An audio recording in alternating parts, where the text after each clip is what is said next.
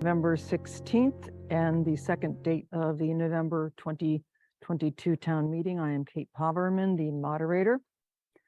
And before we begin, there are a couple of preliminary things.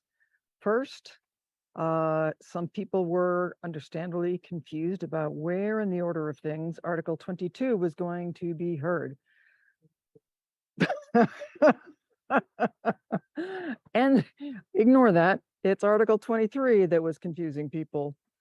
The thing you need to know is that the purpose and the only reason it was being moved around was that petitioners wanted it to be the first article that was presented by the Zero Emissions Board. So that it will be. I also have a motion to hear Article 10 as the first item of business tonight. It is the tree preservation bylaw article, and there will be some Driscoll students in a video that you will see. So that has been moved by Jocelyn Murphy and seconded by Harry Friedman. And I'd like to take a vote on that. It will pass by a majority.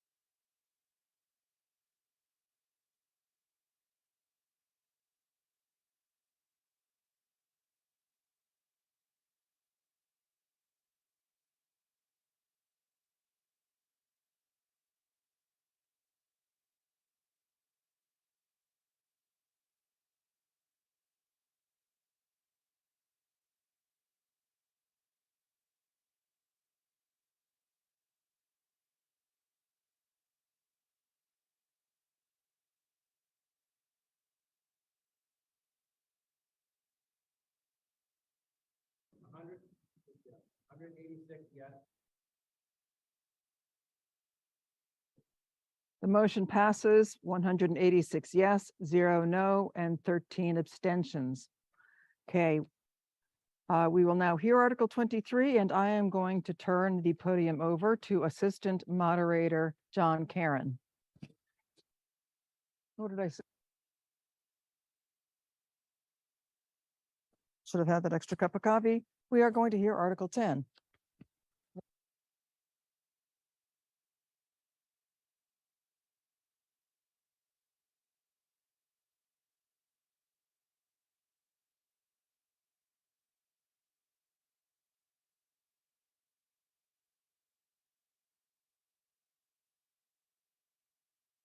Madam Moderator, it's an honor to assume the podium for this article, and everybody out there, I'll do my doggone best.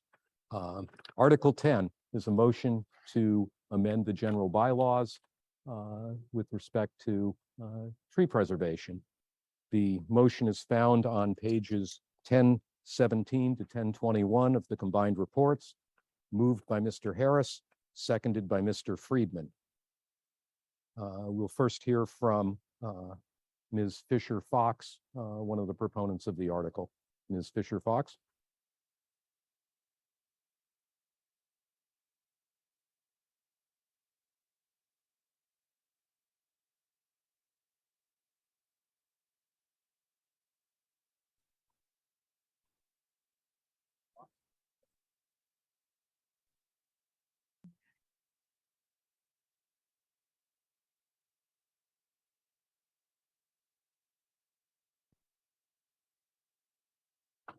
Thank you, Mr. Moderator. My name is Olivia Fisher Fox, co-petitioner and resident of Precinct 4.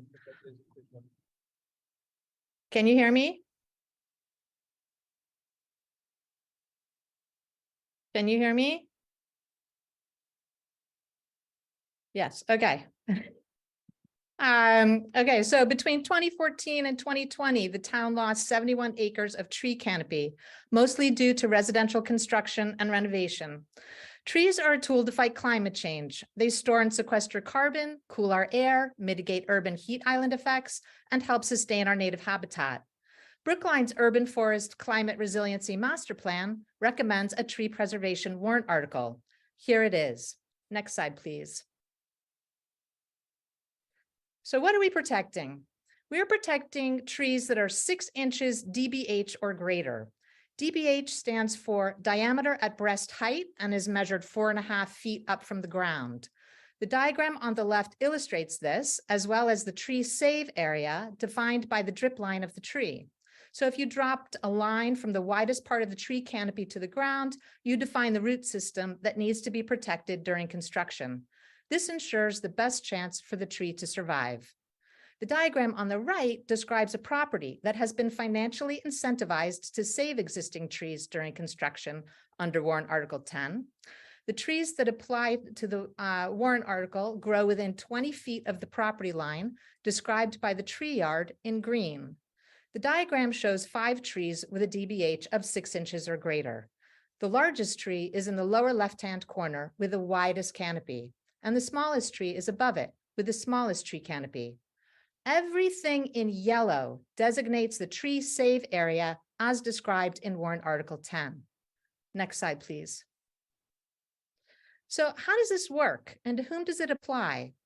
This warrant article applies to demolitions of existing structures 250 square feet or greater, new construction of any building or structure on a vacant lot, and lastly, any additions or construction that increases the gross floor area by 50% or greater. In each of these 3 cases, a tree protection and mitigation plan would be required as part of a building permit application.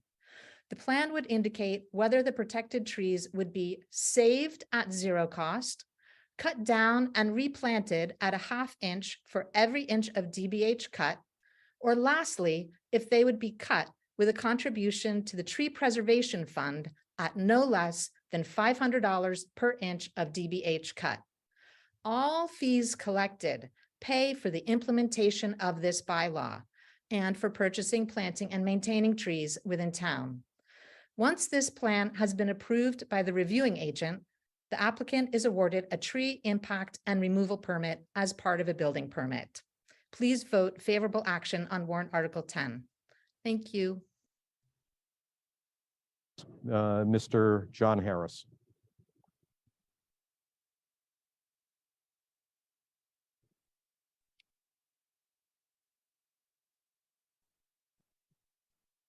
Hello, can you hear me? Thank you. My name is John Harris, Precinct 8, co-chair of Climate Action Brookline and co-petitioner. I'll provide a brief background to Warrant Article 10, and then Jocelyn Murphy, our lead petitioner, will answer any questions.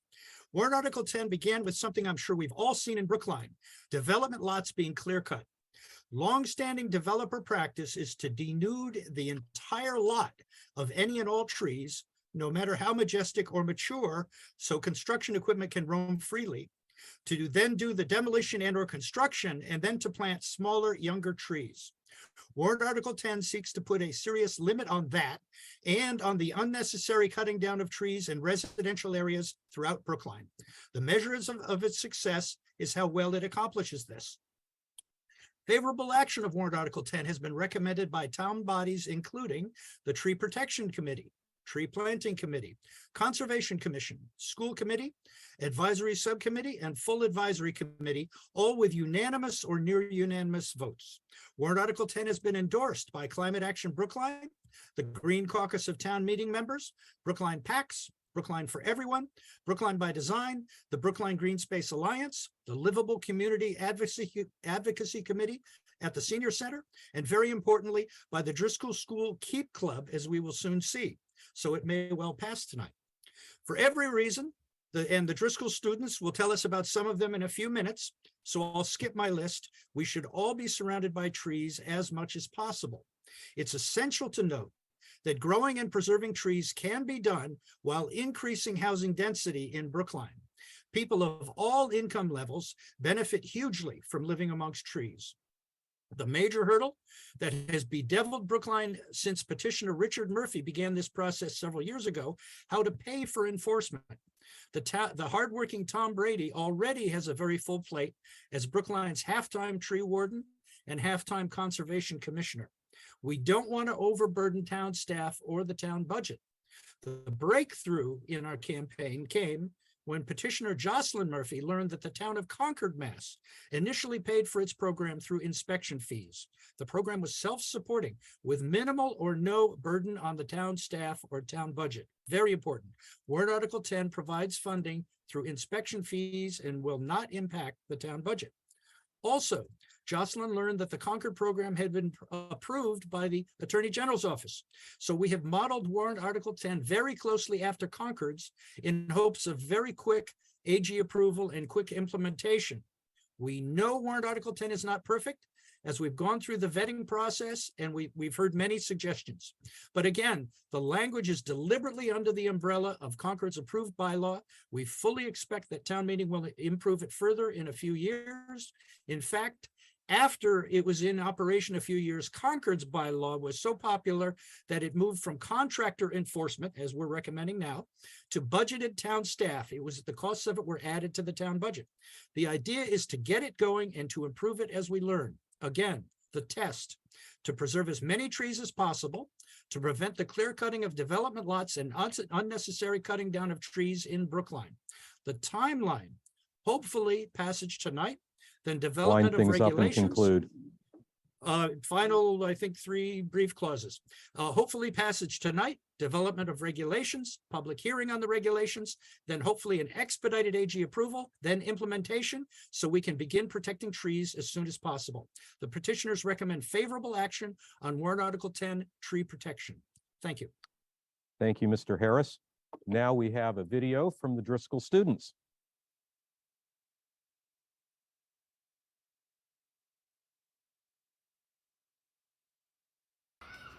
Hi, I'm Emma Grimes, and I'm in 5th grade at the Driscoll School. I am also a member of the KEEP Club. KEEP stands for Kids Expect Environmental Protection. KEEP has around 45 5th through 8th graders. We have many projects to get people composting, reduce plastic, and teach others about how to learn and protect our planet. I'm in the KEEP Club because millions of plants and animals are dying. In fact, worldwide discovered animal population has plunged 69% since 1970. And this is mostly because of humans, just like you. And if we're the cause, we need to be the solution. This video was made to stand up for our trees. Trees are very important, but they are being cut down at a rapidly alarming pace. Although trees are very important to the environment, there are currently no laws that stop large trees from being cut down on private property. Since 2014, only Brookline has lost 71 acres of tree canopy, equal to 54 football fields, more than 3 Brookline reservoirs, and about 8 Fenway parks. More than half of this loss of trees took place on residential property.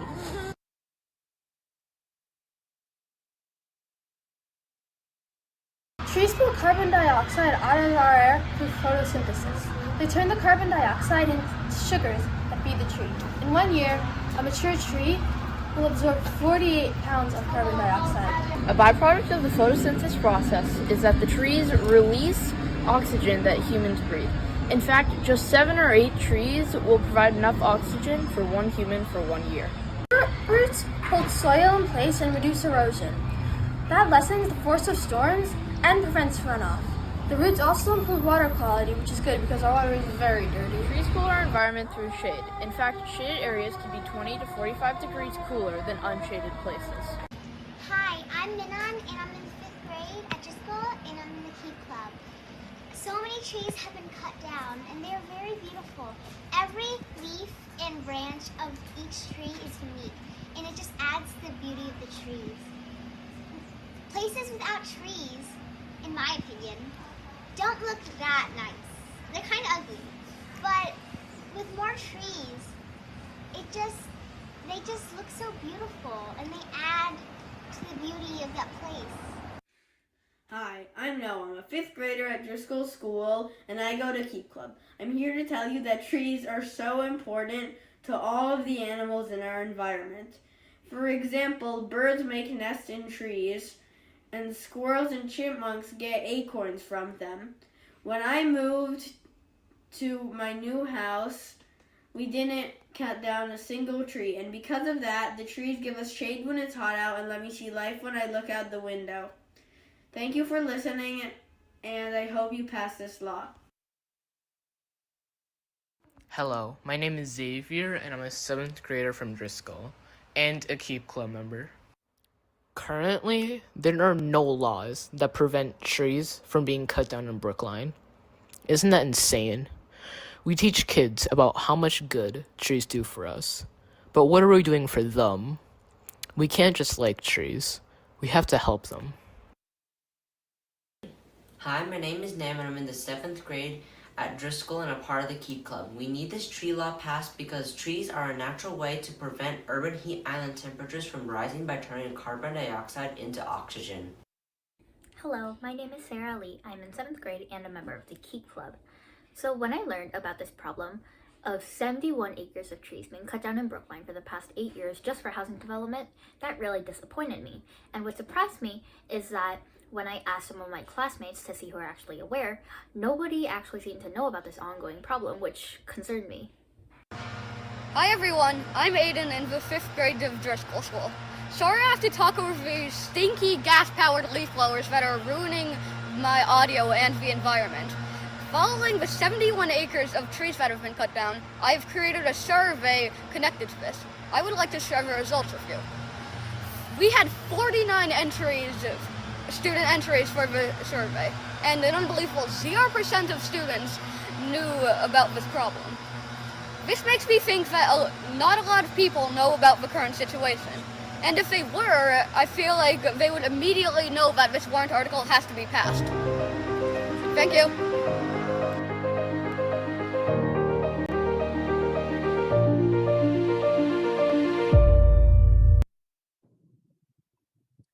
Thank you, Driscoll students and Keep Club members, for sharing your views and all your work that you obviously put into presenting them to us.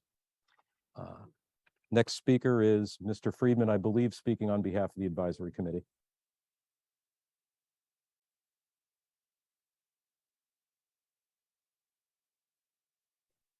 Harry Friedman.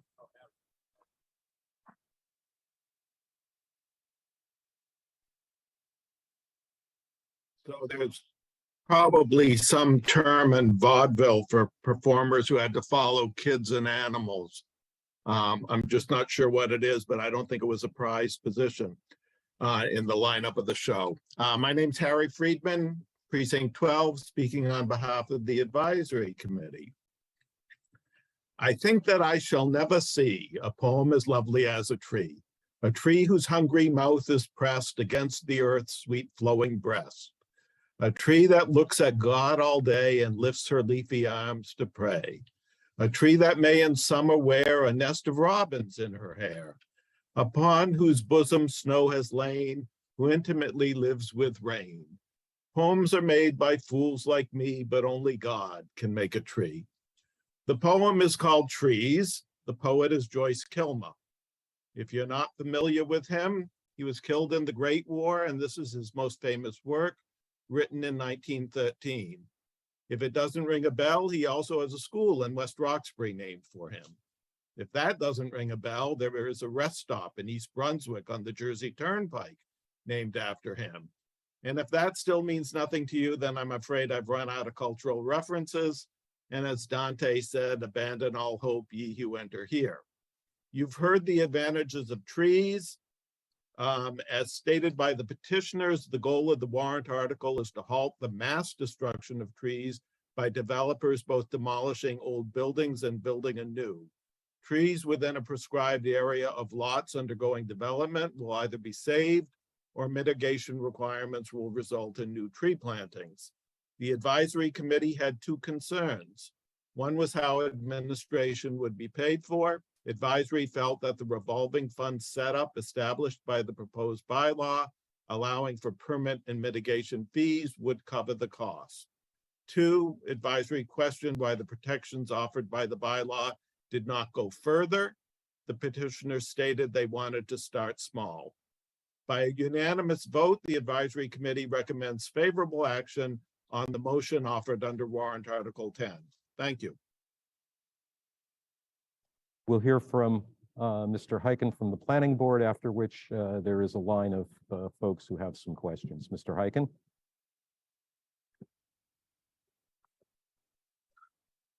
Thank you, Mr. Assistant Moderator. Steve Heiken, speaking for the Planning Board, which I first want to mention was another of the town boards that did, to tip our hand, vote favorable action on this. John Harris did not include us, but we, even though this is not a zoning warrant article, we felt it was important enough to hold a hearing on this, which we did in November. We heard much support from the public for this warrant article, no opposition. As it was pointed out, this warrant article would help preserve mature trees and also further the town's goals within the Urban Forest Climate Resiliency Action Plan and Climate Action Plan. We also recognize that this article would not necessarily prevent the clear cutting of a lot, but that many landowners would be deterred from removing trees by the financial penalties that would be imposed. And we were also impressed by the success of a similar warrant article in Concord. We also believe that it is still possible for a developer to find a way around this bylaw. And one thing that we think would be important would be to add in the bylaw itself and not just in the regulations that a landscape plan be required in addition to the tree protection and mitigation plan that is described in the plan review and permit issuance section of the proposed warrant article, that is section 5.4A. I might add that two members of the planning board are professional landscape architects, and we believe that they too should be included in the list of professionals who can provide documentation confirming that a tree save yard has been properly installed prior to work on a lot commencing. So in sum, the planning board voted unanimously to recommend favorable action on Article 10 as moved by the advisory committee, but with the addition of the words landscape architect prior to architect in section 5.1, and a recommendation, if the moderator finds it within the scope of the article, that in section 5.4A of the article, the words a landscape plan be added prior to a tree protection and mitigation plan, both in the title and in the body of the text. Thank you. Thank you, Mr. Heiken. I've advised that the moderator has already advised you that the amendments you proposed were not within the scope of the original article, so we will not be voting on those. There is a motion to call the question. However, we have a queue of people who would like to ask some questions, so I'm not going to entertain that motion until at least some of them have had a chance to ask their questions. So we'll take a few questions now. The first is from Ms. Pelkey.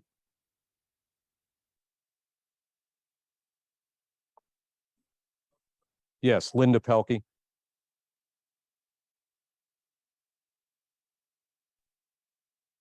Thank you, Mr. Moderator. Yeah, Linda Olson Pelkey, town meeting member, precinct 17. My question is about something that we saw in one of the slides that Ms.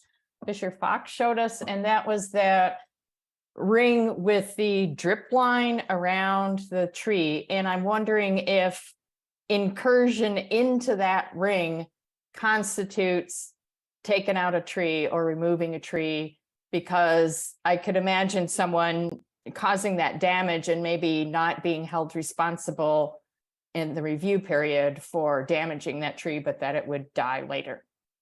Thank you. Ms. Fisher Fox.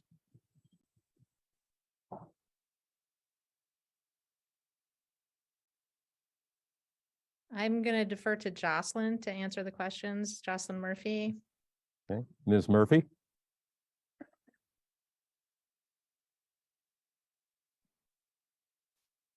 Yes, thank you. Good evening, Jocelyn Murphy, Precinct 16.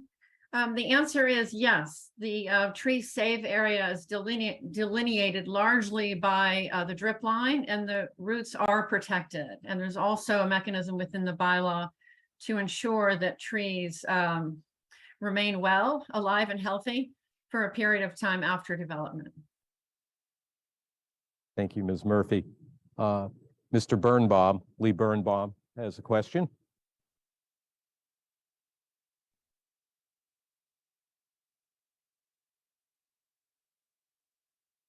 Hello, Lee Birnbaum, town meeting member from precinct 9.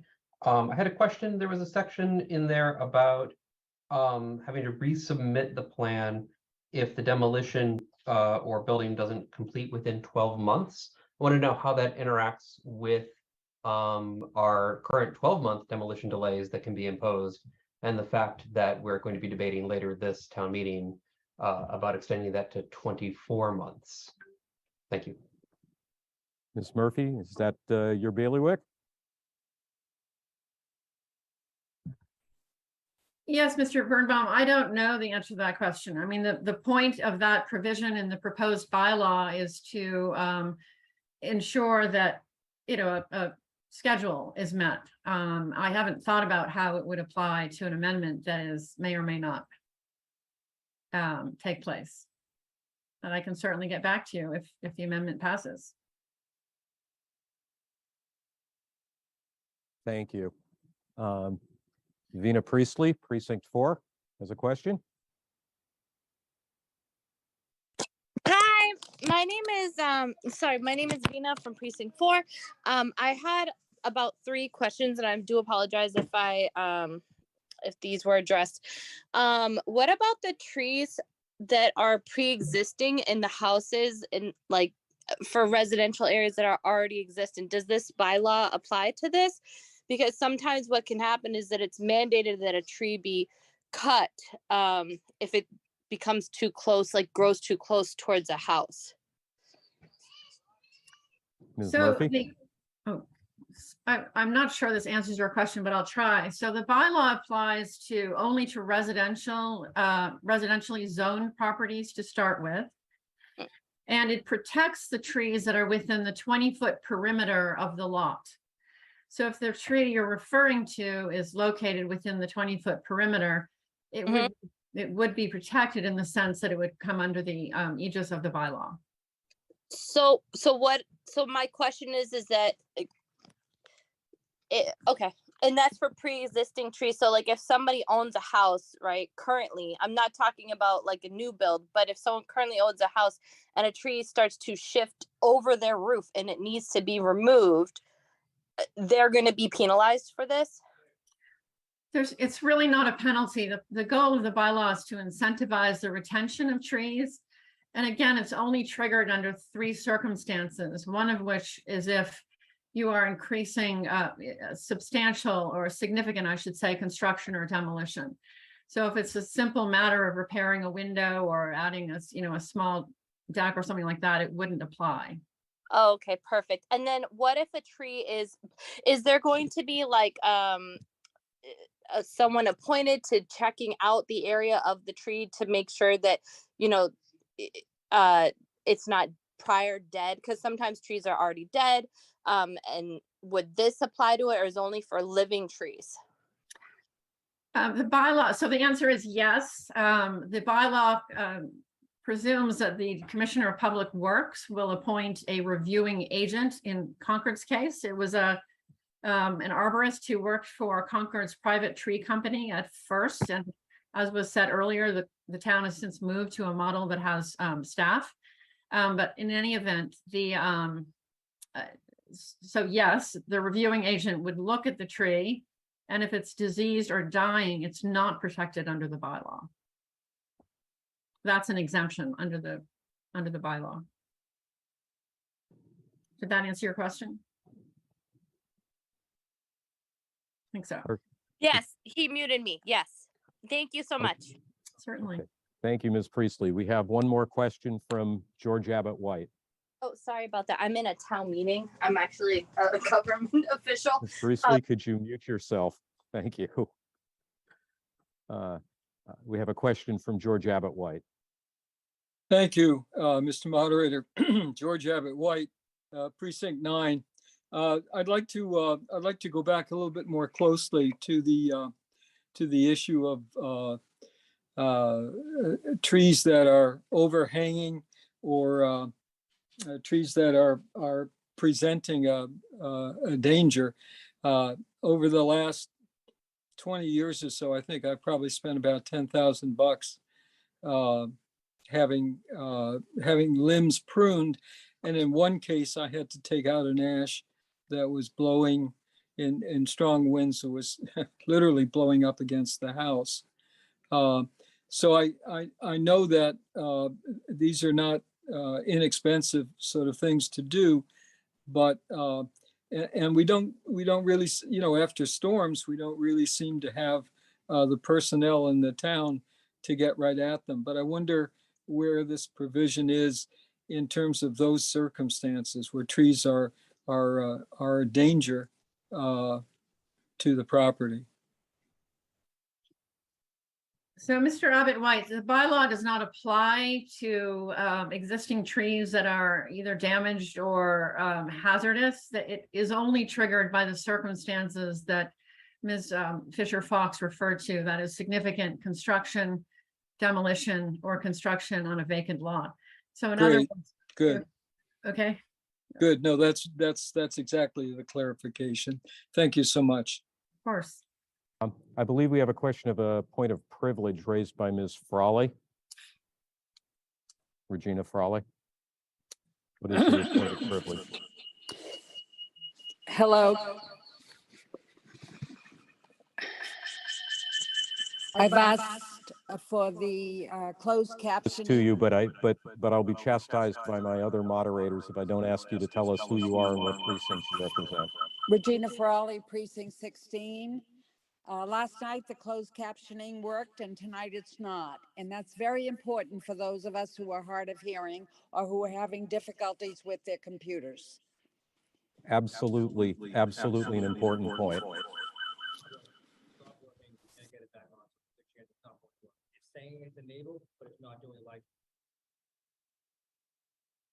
I'm told, unfortunately, is that it is not working, that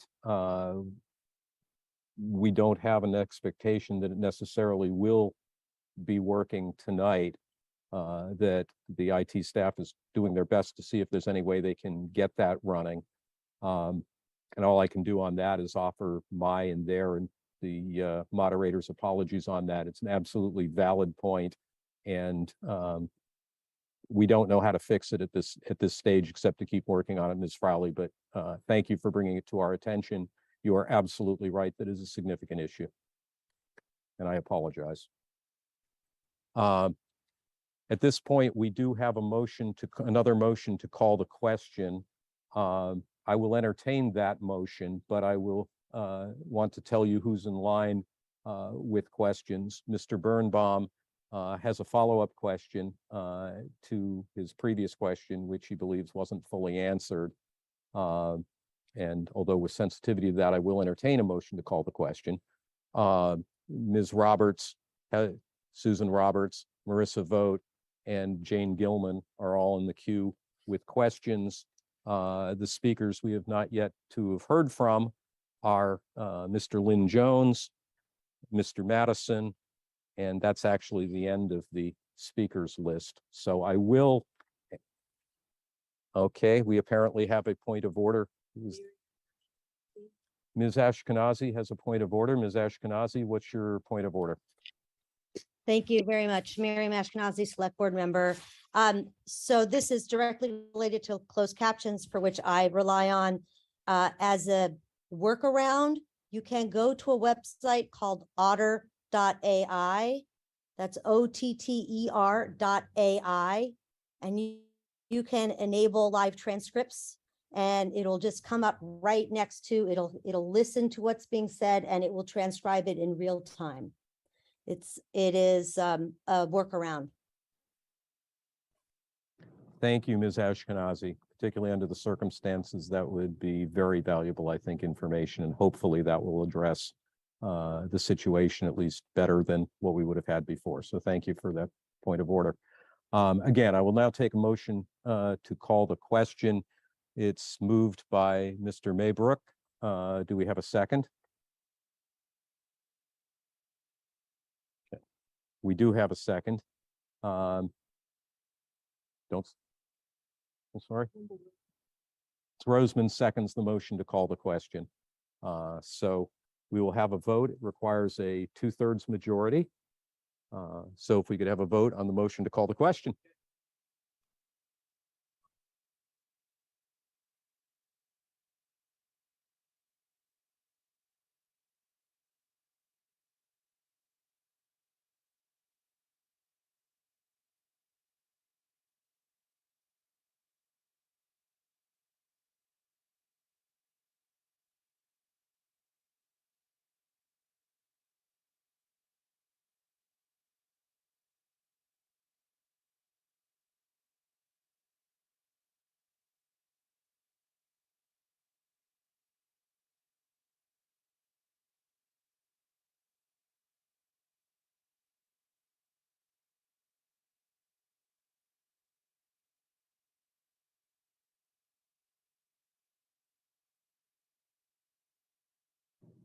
Okay, we have 183 yes,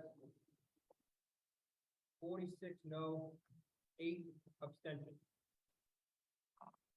I waited until they took math off the LSATs, but I believe that's more than 2/3. The motion carries and debate is terminated. Turning to the main motion, which is again found on, oh, I'm sorry, the numbers were 183 votes in favor of terminating debate, 46 opposed, and 8 abstentions, which I'm pretty sure is more than 2/3.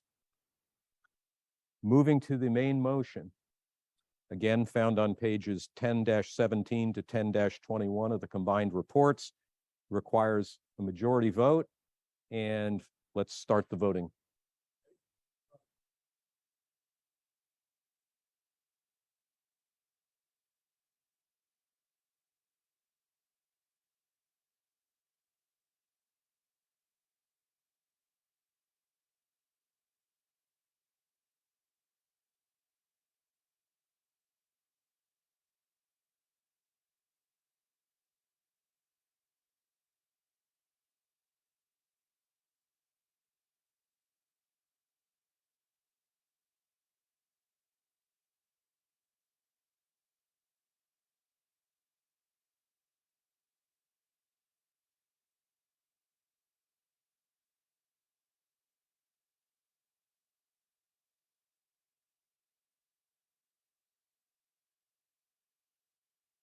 Okay, you got 233 yes, 7 no, 3 abstentions.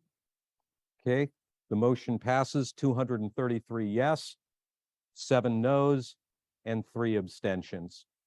I will now turn the podium back over to Madam Moderator. Thank you.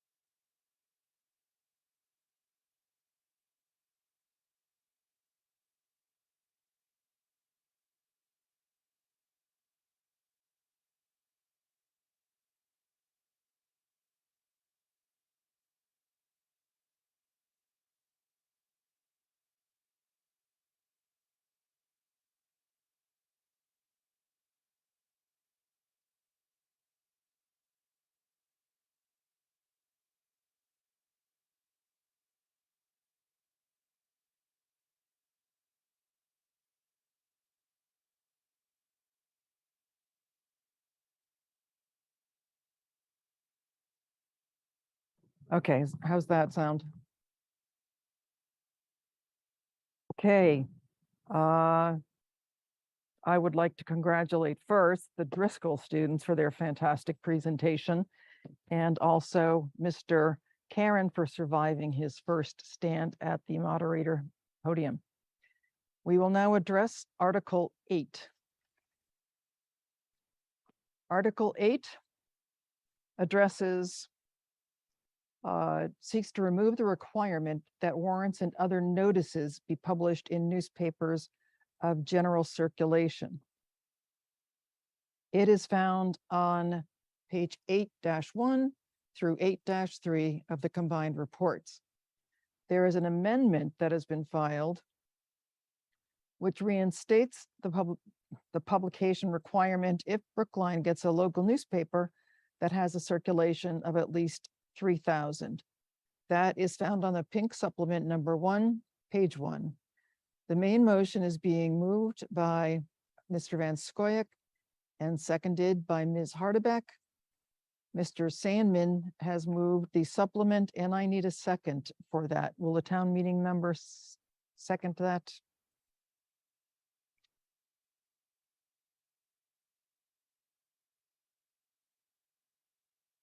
Oh, Clint Richmond has seconded it. Fantastic.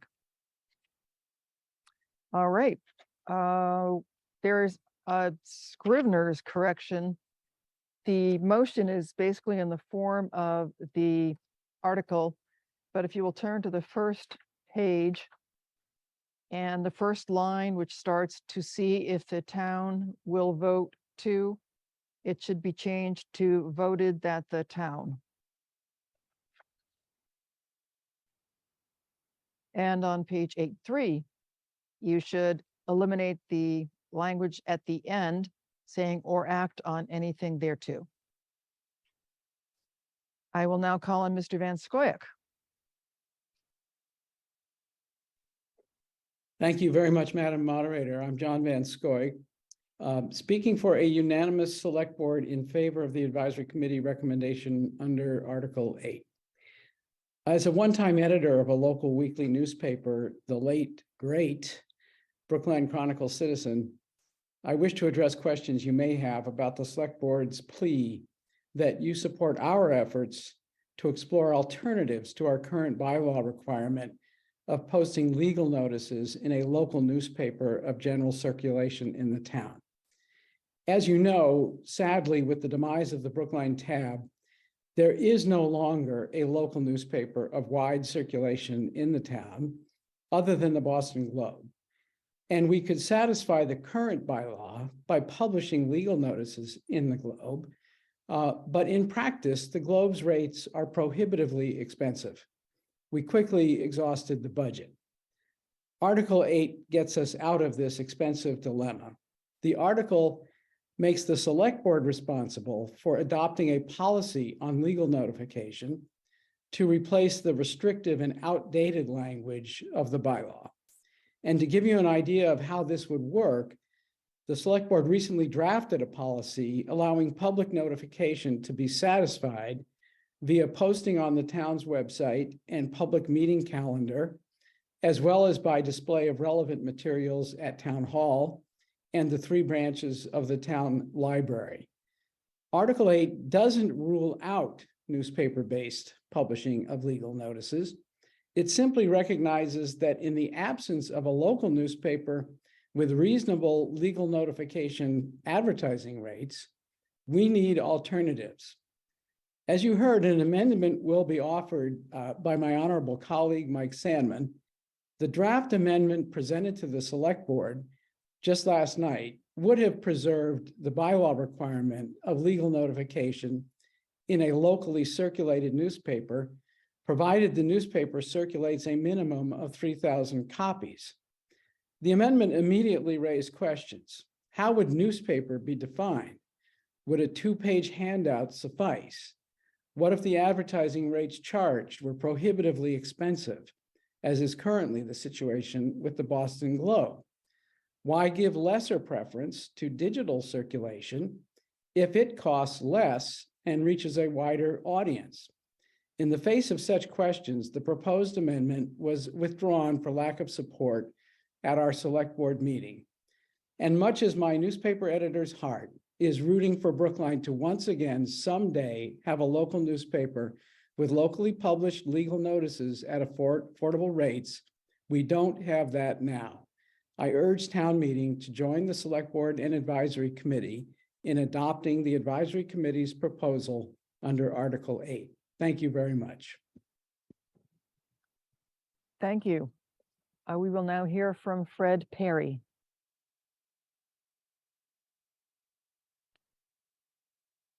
Who is the petitioner for the amendment?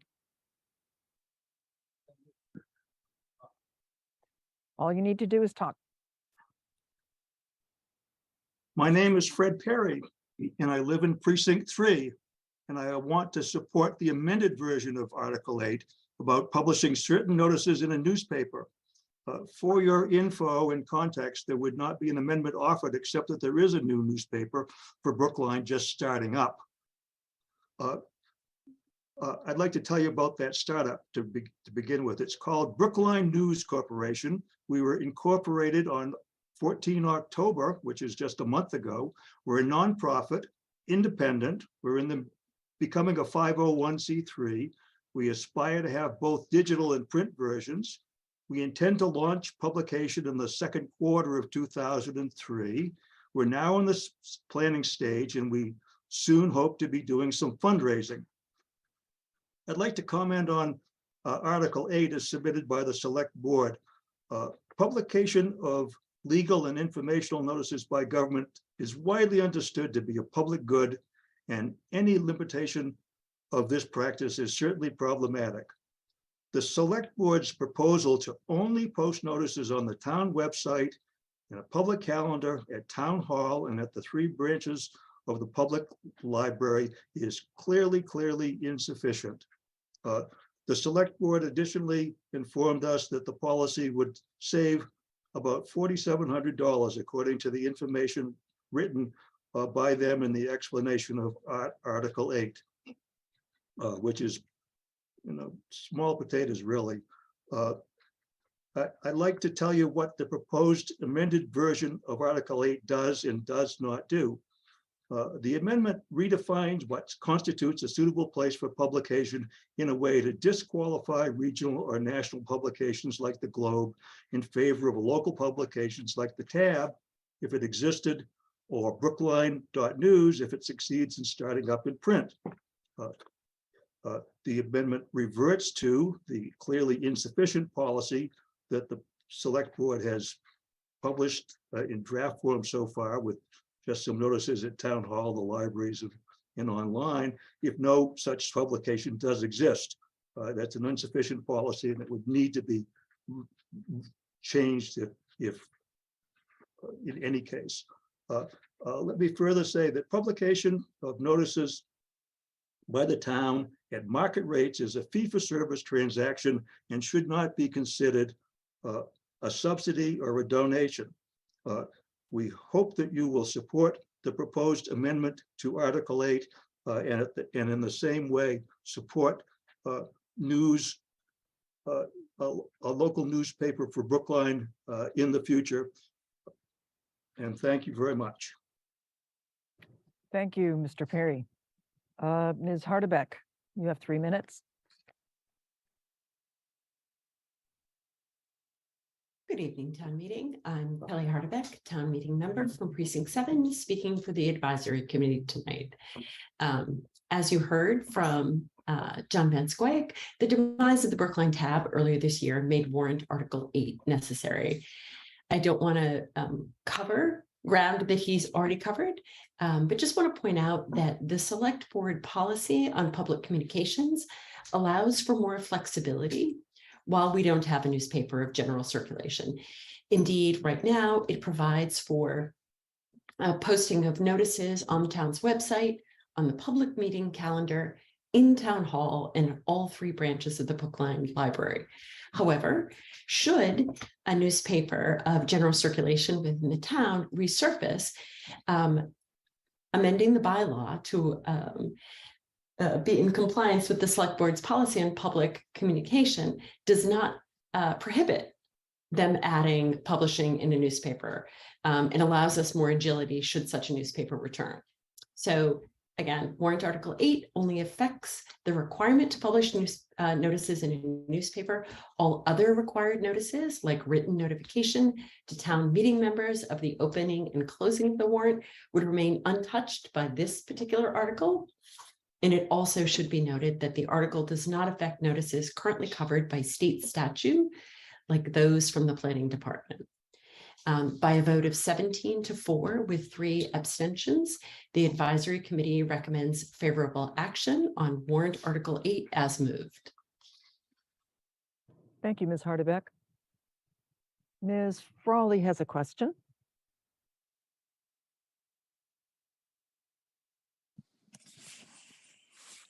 Thank you. As I recall, the open meeting law requires posting of notices at a place open 24 hours a day. That meant we used to post at the police department because town hall does lock up. I don't see anything, maybe I missed it, but I don't see anything that refers to the police department, the only place in town that would be available. Thank you.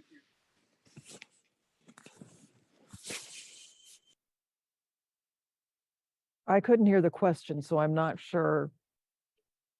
Oh, it was just a comment. Okay.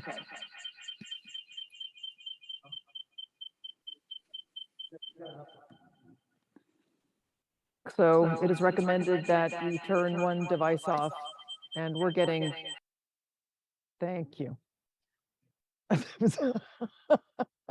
Okay, Mr. Richard Snyder has a question.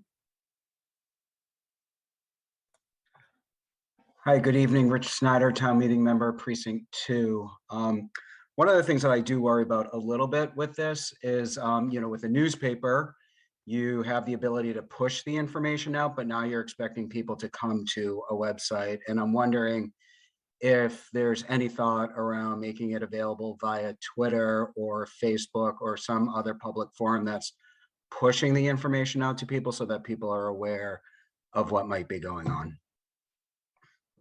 Mr. Van Scoyac.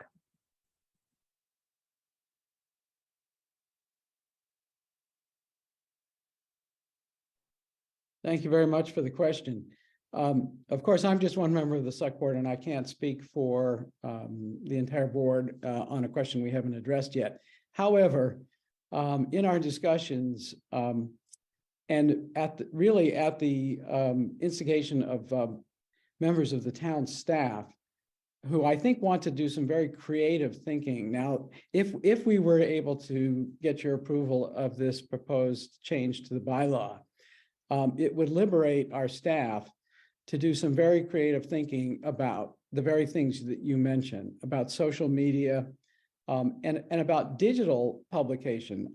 What I find interesting about the amendment that's been offered is that it requires that the vehicle be a newspaper. And I'm assuming that the sponsors mean by that it be a traditional newspaper, that it be on paper, that it be, et cetera, et cetera. You know what is meant by a traditional newspaper. And yet there are ventures in neighboring communities, and I'm going to cite Newton as a primary example, that are answering the absence of a local newspaper in their communities with the intention of digital publication and digital circulation. And I don't want people to lose sight of that. And if the amendment is passed, it would have to be a hard copy newspaper, and it would have to be one of 3,000 circulation. But what if it's only 3,000 circulation? And what if through digital publication, you can achieve 5,000 or 6,000 or 10,000 circulation?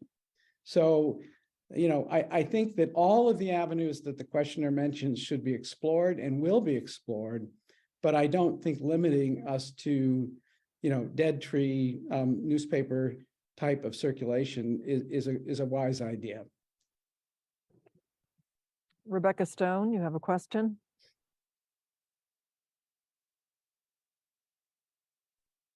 I do. Thank you, Madam Moderator. So I'm really sympathetic to what Mr. Snyder just raised about this tension between the push and the pull.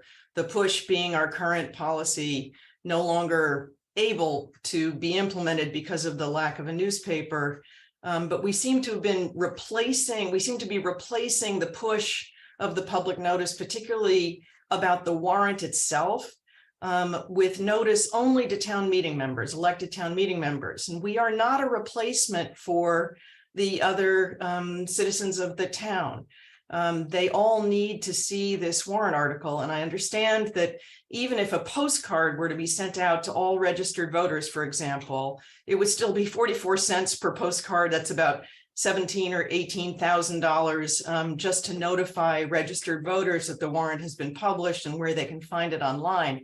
So although I wish Mr. Perry and his initiative for a new local newspaper very, very well, I wonder whether it is time to revisit the issue of what the clerk collects from people when they register to vote. It has always been a registered mailing address, sometimes a phone number if offered, but not an email. And in this new age where we do not have the ability to call people on the phone anymore because we don't have their phone numbers or they don't have a landline, and increasingly we cannot reach them by mail, I wonder whether we should be asking the town clerk to start collecting email addresses of registered voters so that we can do this push out to people. That's my suggestion and my question to the town clerk, frankly, about whether or not that's even possible. Thank you. And I will now call on Mr. Sandvin. I apologize for not doing so before, but you never indicated that you wanted to speak on the amendment. So I will allow you to do so now. Thank you. Thank you, Madam Moderator. Mike Sandman, Select Board Member. Speaking on my own amendment. It's not a Select Board amendment. I think most of us would love to see a local newspaper with real reporters covering Brookline, whether it was digital or in print. We really miss having a journalist go out and ask questions as opposed to simply taking handouts of information. As you heard, a group of residents, including people with significant experience in journalism, are trying to create or recreate a Brookline-focused newspaper to be published in both digital and print form. Nothing in this amendment would prevent the town from publishing the same information on digital platforms, innovative or otherwise. The amendment I offer on behalf of the petitioners would require publication of town legal notices in a Brookline newspaper should one come into being, as opposed to providing for a policy to publish those notices. The change from a policy to a bylaw is significant. Policies can be changed by 3 of the 5 members of the Select Board. Changing a bylaw requires a majority of town meeting. If there's a Brookline-focused newspaper with good reporting, and hopefully investigative reporting, it would be better to require that town legal notices be published in that newspaper rather than do so as a matter of policy. That is, require, not just do it as a matter of policy. Because a newspaper needs to be independent and it needs to have a source of revenue, it's very advantageous to have a guarantee, even for a relatively small amount of money,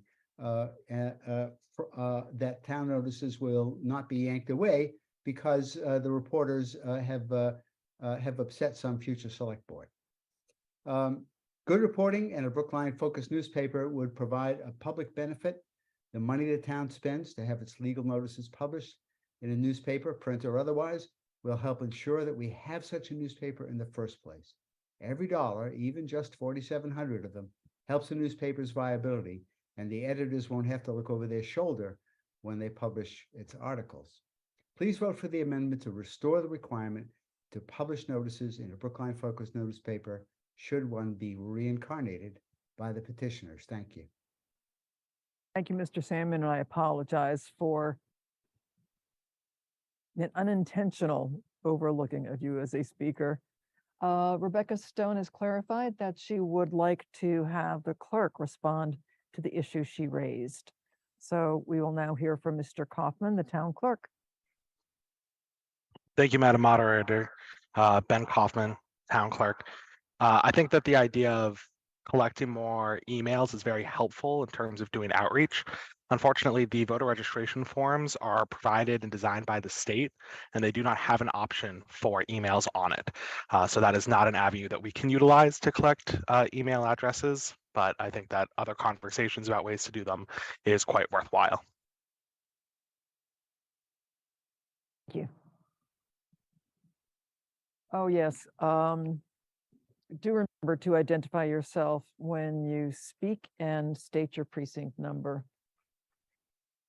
Mr. Lebovitz, you have a question? Thank you, Madam Moderator. Alec Lebovitz, Town Meeting Member, Precinct 8. I wanted to drill down a little more into the point that was raised by Select Board Member Van Scoyoc. And maybe this question is best posed to Town Council, but I'm curious if the language proposed in the amendment does allow, in his opinion, and I know this is a rushed opinion, but would this allow for the consideration of a digital circulation reaching at least 3,000 people? And then my second question, which I think is best put to the petitioners, would be, there have been concerns raised, I know, last evening at the Select Board about potentially enshrining essentially a monopoly among whatever the first news source is that springs up in Brookline with a circulation of 3,000. And I'm wondering, are there guardrails, do you feel, for the potential for unreasonable rates being charged by a news organization that might develop in Brookline? And if so, I'd be curious to hear what those are, particularly given that my assumption based on existing Select Board practice would be that were a newspaper present in Brookline, they would choose to advertise, seeing as that's been standing policy for decades. So yeah, I think maybe we can take either question in order. Up to you, Madam Moderator. Thank you. I'm sorry, you're taking your question, what?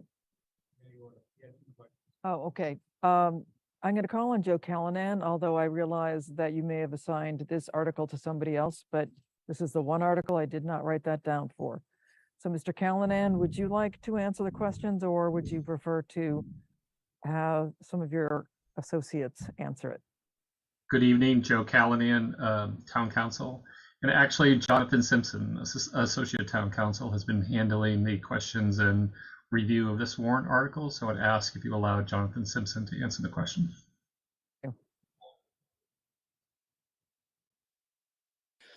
Thank you, Madam Moderator. Jonathan Simpson, Associate Town Council. I believe the question of interpretation as to whether the article as with the amendment proposed by Mr. Select Board Member Sandman would require a print newspaper is an interesting one. Previously, the phrase used was newspaper of general circulation, which is a term drawn from the state statute and does require it to be a hard copy paper that's published. That term is not used in the amendment. So while there could theoretically be an interpretation that would mean that you could use something else, in my opinion, the most logical interpretation would be would utilize some of the legislative history that we're basically enacting today, and as has been clear, it is an alternative to a policy that would allow for a wide range of alternatives. The use of the phrase newspaper, I would likely interpret that it would need to be the classic style newspaper, a hard copy, a print version. And was there a second question, Mr. Lebovitz? Yes, Madam Moderator. I'd just like to hear if the petitioners for the amendment have any response to the arguments that have been raised about the concerns, I think, perhaps that have been reasonably raised, that were a single newspaper to reach a circulation of 3,000 in Brookline, would this effectively grant them a monopoly on this advertising and then allow them to charge whatever rate they desire? I'm trying to understand how this amendment fixes the situation we're in with the Globe, where these rates are prohibitively expensive. Mr. Van Scoyoc?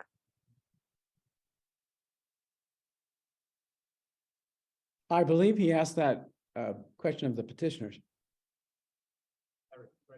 Oh, okay, I'm sorry. Yes, that should go to Mr. Perry. I apologize. Thank you very much. That's a good question. Fred Perry, Precinct 3. I believe that the guardrails that would apply against outrageous rates are essentially that the public, that the only interest that Brookline News Corporation has is to have an ongoing publication which is sustaining. And there is no way that this publication sustains if it charges outrageous advertising rates. It will be off the tracks and defunct if it drives away all the advertisers. The advertising is normally a published rate. It would be the same for all comers. And if there's going to be a successful sustaining publication, the rates have got to be good. And of course, it invites competition if they're not, but more likely it just scuttles the publication before it can and it'll die. Is that a sufficient question or sufficient answer? I hope. Scott Gladstone has a question and a comment. Thank you. Scott Gladstone, Precinct 16. I support this warrant article. My tendency is to also support the amendment to fund a new newspaper, if that's at all possible. I think that's the right thing to do. My question, and maybe if there's no one to answer, it'll be just a comment, is based on my experience with clients who have to petition the ZBA. It used to be the publication fee when the tab was around was $27. My last two clients who now are the town is forced to advertise those things in the Globe, and that's passed along to the petitioners, it's about $1,000. It sounds like the town actually is not being asked to pay that when they have to advertise in the Globes, and that's kind of an interesting thing. But my question is anyone planning from any of the town departments, the planning department, the select board, to propose a home rule petition to amend state law, given that all the communities are having trouble retaining an imprint newspaper of general circulation, propose a change of state law that would allow the sort of change that we're looking for in this warrant article for the town-sponsored legal advertisements to also apply to petitioners who have to advertise their ZBA petitions. I have very little idea who to direct that to. I am going to see if Representative Vitolo has heard any rumblings of such a home rule petition. If he is available, otherwise we will just take your question as a comment.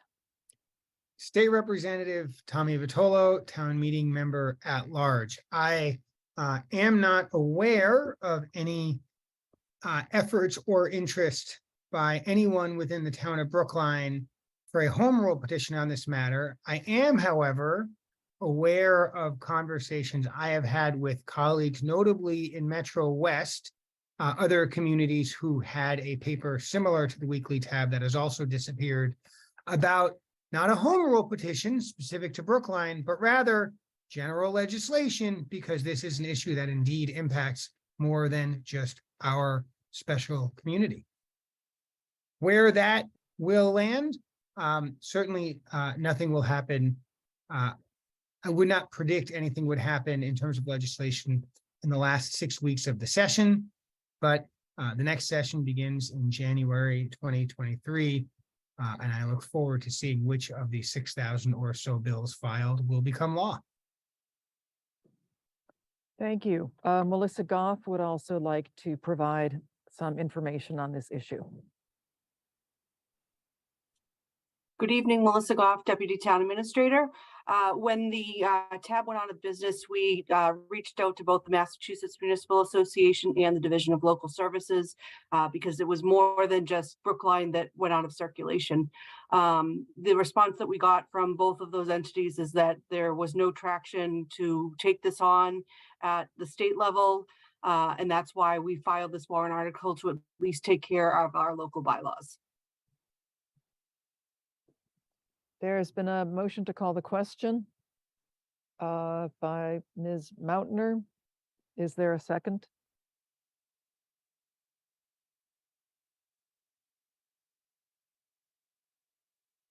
By Mike. It's been seconded. Okay. So we are going to vote on whether or not to call the question. The voting.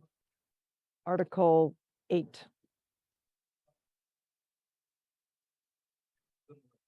Oh, who was on the list? Ernie Frey. Regina Frawley wanted to make a clarification. Paul Shea, Nathan Spritz, Mark Levy, Harry Friedman, Valerie Frias, Marty Rosenthal, Mike Sandman, and Mike Toffel. Mike, okay, Mike has a point of order. What is that, Mike? Madam Moderator, Mike Toffel, a point of order. It's unclear to me whether the motion that Mike Sandman brought is a amendment, as has been referred casually by some. It strikes me that it's a substitute motion. And I wonder if you can clarify that for us, please. I do not see it as a substitute motion. I see it as I'm trying to think of the exact word. It adds a condition to the motion or the article saying the article says XYZ will happen, but if condition Z is met, then you have to follow what the amendment says. So I believe that is an amendment of the original article. Okay, we will now vote on whether or not to call the question.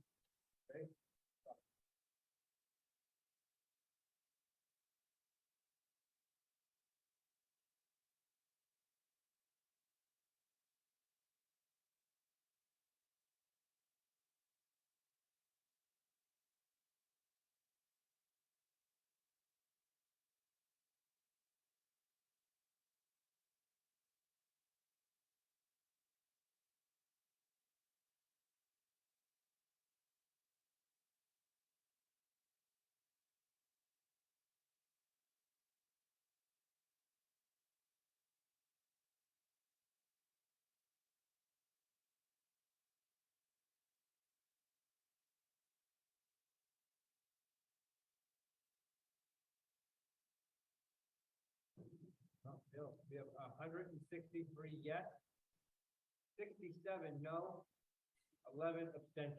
So it fails? It failed. Oh.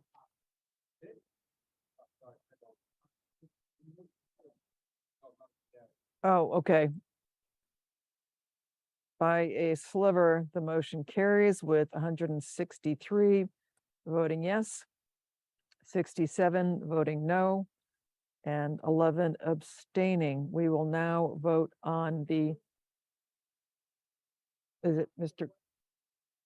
Oh, we already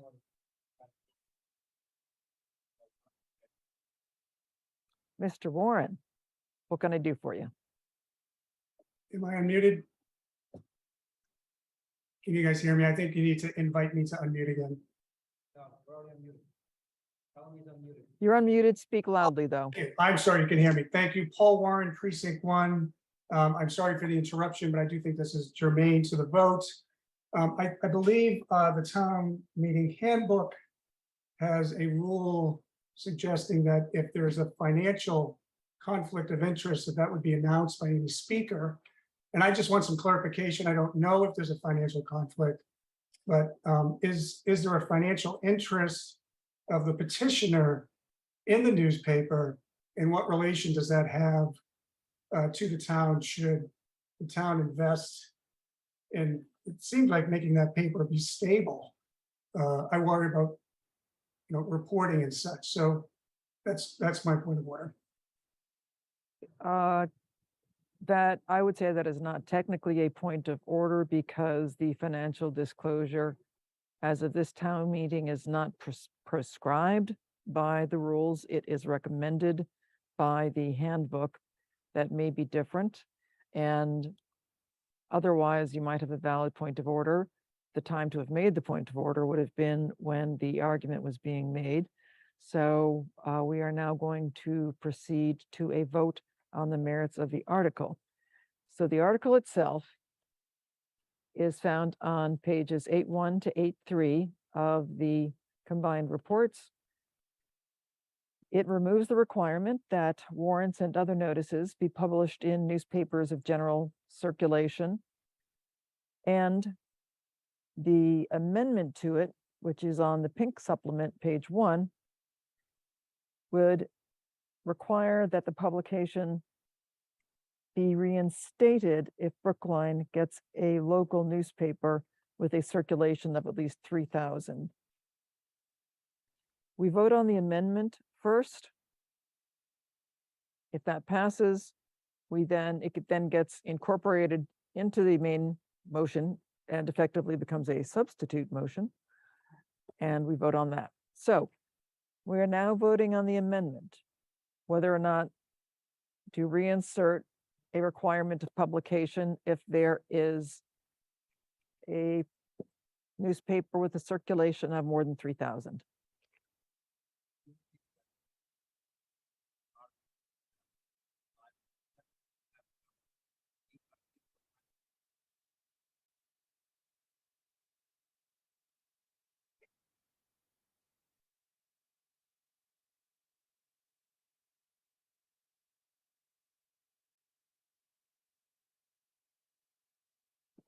Mr. Rosenthal, what's your point of order? I want thank to you, Madam Mod- get our new assistant moderator back up here so he can have fun with this. Well, thank you. Marty Rosenthal, Precinct 9 and co-chair of PAX, but I did raise this before you called the vote, and so I appreciate being asked. I thought that the main motion was going to be the advisory committee motion on 8-7, etc. Did I mishear that at the beginning? Thing.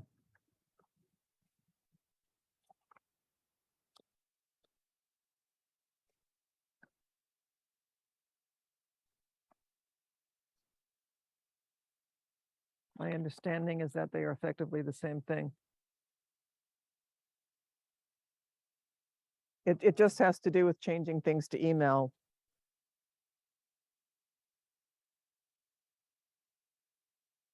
So 8-7, I'm sorry, could you put the clerk on? Here, yeah. Apparently it was an error, so we're gonna go over there to the clerk and blame him. Although he's not. Ben Kaufman, Town Clerk. The language on 8-7 of the combined reports was erroneously included in the combined reports. It is actually language from Article 7 that we voted on yesterday. So the correct language that we are discussing is on 8-1.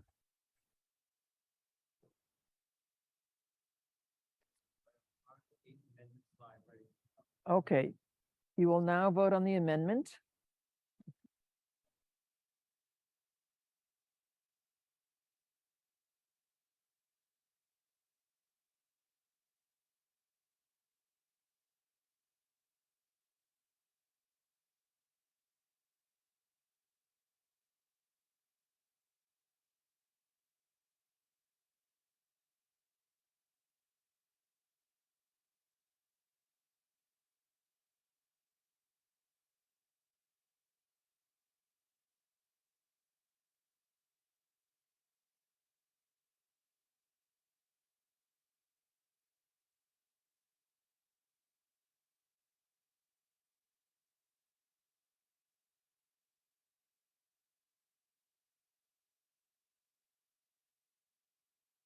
Okay, we have 132 yes, 97 no, 15 abstentions. Okay, the motion passes with 132 yes, 97 no, and 15 abstentions. We will now vote on the main motion, which will incorporate the provisions of the amendment. The vote starts now.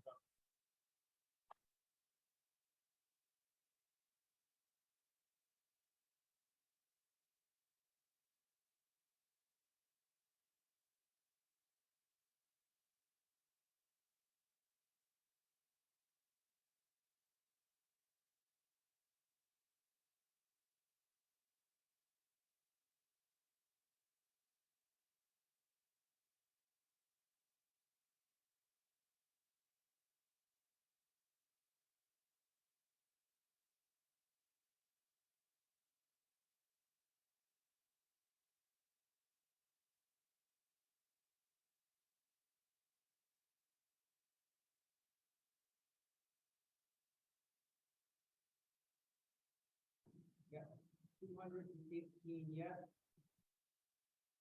8 no, 20 abstentions. The motion passes with 218 yes, 8 no, and 20 abstentions. We will next be hearing Article 9, and even though I know we'll zip through it, I'd like to take a 7-minute break before we do that. Everyone can stretch their legs.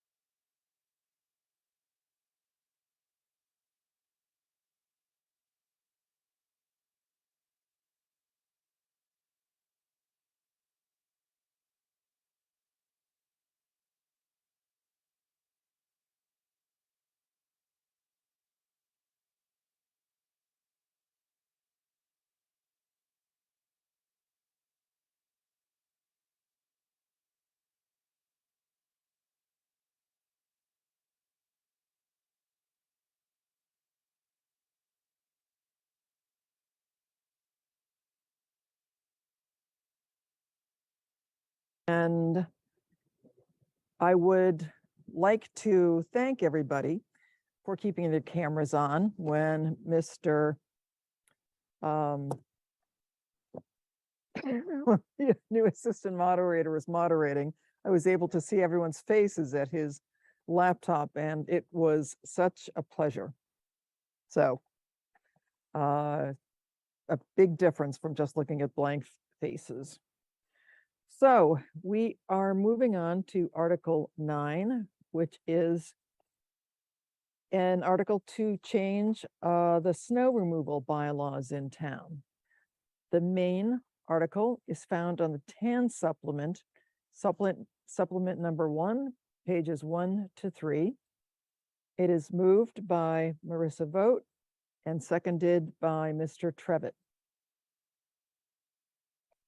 There is an amendment to the main motion found on supplement 3, page 1, filed by Mr. Hefter and seconded by, I believe it's Ms. Schatz.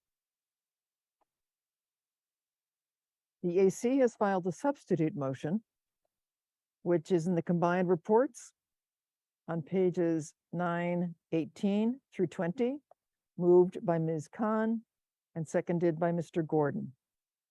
An amendment has been filed to the AC's article, which is found on supplement 4, page 1. It has been filed by Susan Granoff, and I need a second for that. I have Mr. Birnbaum, but he is not a town meeting member. Paul Warren, thank you. All right, we will start with Ms. Vogt and Ms. Swain, who have 6 minutes. Hi, let me just start my timer. Hi, I'm Marissa Vogt. I'm a town meeting member from Precinct 6, a member of the Pedestrian Advisory Committee, and a co-petitioner on Warrant Article 9 to update our sidewalk snow removal bylaw. Next slide, please. These photos illustrate why our sidewalks need to be cleared promptly to ensure safe and equitable access to the public way. On the right, we see how uncleared snow at curb ramps can make crossing an intersection dangerous. And here on the left, just one segment of uncleared snow in the foreground, which has now been packed down into ice, has made a whole block inaccessible, even though the sidewalk in the background has been well cleared. Next slide, please. The town receives about 400 complaints about unshoveled or icy sidewalks to Brookline every year, demonstrating that this is an issue that strongly affects residents. The Pedestrian Advisory Committee analyzed over 4,000 complaints made to Brookline over 9 years. We found that while complaints are focused in areas with high pedestrian traffic, they are truly pervasive. They are roughly equally spread across North and South Brookline on a per capita basis. And there are hundreds of properties that are repeat offenders. Last year, the town received over 300 complaints, but only issued about a dozen fines, partly because many complaints were filed before the close of the 30-hour compliance window. This demonstrates that yes, we need better enforcement, but also that the current bylaw is inadequate and we must shorten the compliance window. Next slide, please. Under the current bylaw, 1 to 4 unit residential properties have 30 hours after a storm's end to clear their sidewalk. We are proposing to decrease that timeline to 12 hours or until noon the following day if snow stops falling after noon. This shortened window is critical to making our public way accessible sooner, but it also helps avoid the overnight freeze cycle that turns sidewalk snow into even more dangerous ice. Our proposal is significantly more relaxed than Boston's requirements and nearly identical to what Cambridge has. Next slide, please. It is critical that we reduce the current 30-hour compliance window for smaller 1 to 4 unit residential properties, shown here in red, because they account for over 80% of Brookline's buildings. By comparison, roughly 2/3 of Brookline housing units are in large buildings, those with 5 or more units, seen here in blue. Those residents will not see a change in the length of their compliance window under our article. Therefore, voting no action or voting for the advisory committee's longer 24-hour window is putting the convenience of 1/3 of households in the 1 to 4 unit properties over the safety and accessibility for all community members. Next slide, please. This table contrasts the fines under our current bylaw, which was last updated in 2015, with our amended warrant article. We are proposing only modest increases to the amount of the first fine. Our goal is simply to provide enough financial incentive, particularly for repeat offenders, that property owners will choose to comply with the bylaw rather than risk a fine. Next slide, please. Our warrant article makes several other improvements to the current bylaw that are all focused on improving the pedestrian experience. We clarify that curb ramps and driveway edges must be cleared. We allow fines to accrue for consecutive days of noncompliance, and we apply larger fines for the largest 10% of properties. We've also strengthened the language that gives the DPW commissioner discretion in granting waivers or to delay enforcement, such as for a particularly large storm. Next slide, please. We have made every effort to respond to community concerns about our warrant article and to balance safety and accessibility with convenience and practicality. While some have suggested that it might be difficult to hire contractors to comply with the updated bylaw, we were easily able to find contractors willing to shovel within 6 hours at the end of a storm. Our proposed changes do not present any brand new requirements. And finally, there are multiple options available for those who have difficulty shoveling on their own, including the Rec Department's low-cost Shovel Our Snow program. Next slide, please. Finally, I want to highlight the differences between the various options before town meeting. The AC version has slightly different language about re-clearing curb cuts after plows come through. And we disagree with the AC on fine increases because we believe it is necessary to make the cost of non-compliance comparable to the cost of compliance. But most importantly, we believe the AC's 24-hour compliance window is simply too long. Equitable access to the public way requires that sidewalks be cleared promptly. Regarding the Hefter-Schatz amendment, the DPW commissioner has the flexibility to grant waivers for religious exemptions. And we have been assured by town council that fines would not be levied against residents for exercising their religious freedoms, such as Orthodox Jewish residents observing the Sabbath. We do not agree with relaxing the requirements generally on a Friday or Saturday. That being said, I personally do very much appreciate the message of inclusion that the Hefter-Schatz amendment represents, particularly for our Jewish Orthodox neighbors. And I know that I'm not alone among town meeting members in unequivocally condemning the recent increase in anti-Semitism that we have seen across the country. Next slide, please. In summary, our warrant article will help make our sidewalks safe and equitable in all seasons. We have responded to community feedback, and we are proposing a very reasonable and practical approach that balances accessibility with convenience. If Boston and Cambridge can clear their sidewalks within 12 hours, why can't Brookline? Please vote no action on the AC motion and join a unanimous transportation board in voting yes on the petitioner's motion. Thank you. We now will hear from Elisa Jonas.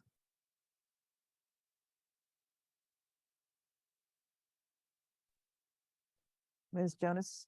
Yep, here I am. Hi, I'm Elisa Jonas, town meeting member, precinct 16, speaking on behalf of the Advisory Committee on Warrant Article 9, which recommends several updates to the snow removal bylaw. Non-compliance by property owners is a longstanding issue, as Marissa mentioned. There have been committee recommendations and bylaw changes, many of which focused on the need for better enforcement, but the measures taken have been inadequate. For example, it was decided that enforcement should be shared among 4 departments: public health, public works, building, and police. But with insufficient staffing, enforcement has continued to be limited, and non-compliance has continued. The advisory committee agrees with the petitioners that the bylaw can be improved, which we believe much of the warrant article accomplishes. And though there are 2 versions being presented to you, both have incorporated recommendations made by the other. They both clarify that the timeline for snow removal starts only once a storm event ends, and that sidewalk snow removal must include street corners and curb ramps. Both allow DPW to give consecutive penalties for each 24-hour period of noncompliance, and both give property owners another 6 hours in those situations when DPW plowing deposits snow on a sidewalk that the property owner had already cleared. There are few provisions where the advisory committee and the petitioner's versions diverge. For example, the petitioner's version increases fines, whereas the advisory committee maintains those in the bylaw. The main problem, we believe, is that the fines are not issued, not that they are too low, and we believe that fines that are high are detrimental to goodwill in the town. The most important difference, as I think Marissa noted, is the amount of time given to owners of single and small multifamily homes to have sidewalks cleared.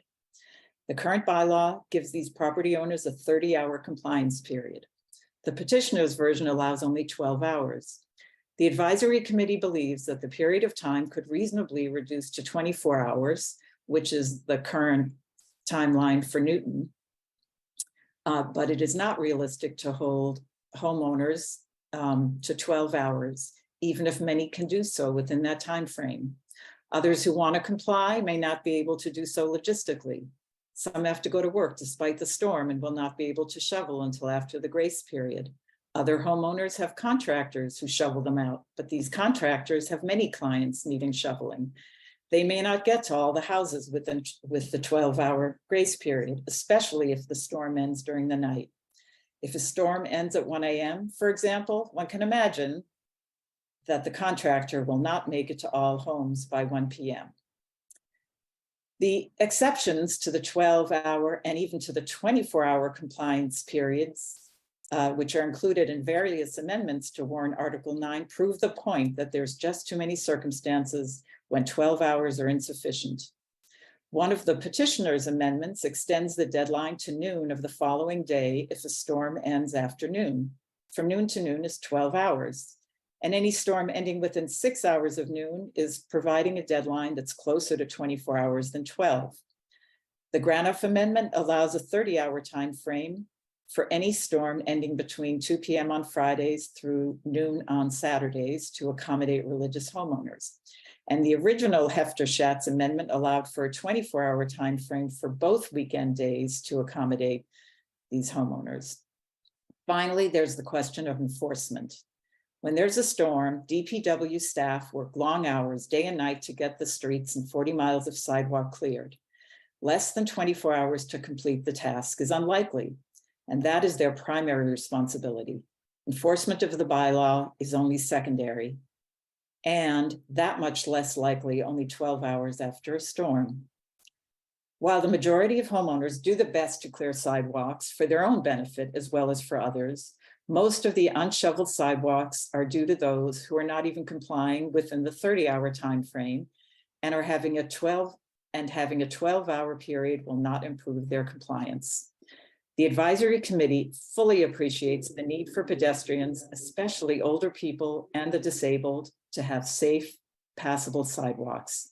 Many of us fit into those categories, but this has to be balanced with placing realistic demands on those with the responsibility to shovel, especially those who live in small single-family homes or two families where they can't just hire a contractor who will accommodate them at whatever times they need. A 24-hour time frame for single and small multi-unit families, we believe, achieves that balance. So by a vote of 25-1 with 2 abstentions, the advisory committee recommends favorable action on its amended version of warrant Article 9, as amended further by the Granoff motion, which Susan Granoff will speak to. Thank you. Abigail Swain, you have 3 minutes. Thank you. I'll wait for my presentation. Excellent. Hi, I'm Abby Swain. I'm another co-petitioner on the warrant Article 9, and please excuse my voice quality tonight. I'm going to make my remarks against a background of photos submitted to Brook Online. They all show the lingering effects of our current approach to sidewalk snow removal. They weren't taken 3 hours or even 30 hours after a storm. They were taken days and weeks later. For most of my 35 years in Brookline, I was just your average citizen advocate for good public infrastructure. I was ashamed of the sloppy snow removal practices I saw around me, but as chair of the Public Transportation Advisory Committee, I was more concerned about MBTA riders having to stand in the street to catch a bus. Next slide. All that changed in February 2019. My 24-year-old son, who'd been a star athlete at BHS, broke his back in a ski accident and became paralyzed from the chest down. That first winter, I saw a fellow who used to hike snowy mountain ranges prevented from even wheeling his chair a full block and crossing the street in the neighborhood where he grew up. In the 3 years since, he has mastered sit skiing, mountain and road cycling, driving with hand controls, and working full-time. He even finds time to serve on the Concom. But for much of the winter, our streets are impassable to him and to everyone else with mobility issues. Next slide, please. Now I understand why we see wheelchair users rolling down Brookline streets in traffic. They risk their lives because they have to. If you dread winter, just think about navigating it in a wheelchair or as a frail elder who just needs to walk the dog. Many of our less mobile Brookline neighbors are effectively trapped during much of the winter. Don't they deserve the same simple freedoms the rest of us enjoy? Next and last slide. So please, don't focus on the worst case scenario. For a big storm, you can bet the town will grant a blanket extension. Our requirement should be tied to the typical scenario, which has widespread impact. Do look at this as a win-win. Removing the snow sooner saves effort later, both for property owners and for DPW. Many a small property owner who currently feels legally entitled to take 30 hours to clear the sidewalk will survey the situation at that point, see the way the snow has been trampled and frozen into a bumpy, narrow, icy path, despair of removing it with a shovel, throw down some snow melt, and hope for a big thaw. We need to send a stronger signal that delay is unproductive. Do keep the good of the many at the forefront. Why implement a hugely expanded Friday, Saturday compliance window town-wide when the bylaw allows for discretion and waivers for any good reason, including religious principles and personal emergencies? We all agree that providing accessible sidewalks is a priority. Let's put that value into action. Please vote no on amendments that critically undermine the purpose of this article and vote yes on the petitioner's motion. Thank you. Thank you. Mr. Sandman?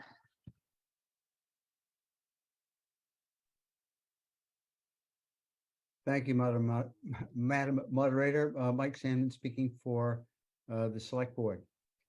As you've heard, Article 9 would strengthen the town's bylaws regarding snow removal along the town sidewalks. It clarifies that corner and mid-block curve ramps, as well as portions of driveways that cross sidewalks, are part of that system and should be cleared accordingly.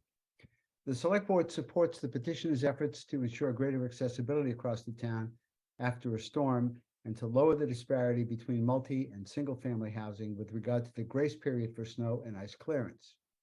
It also, however, expressed concern regarding staff resources for enforcement of a shorter clearance deadline.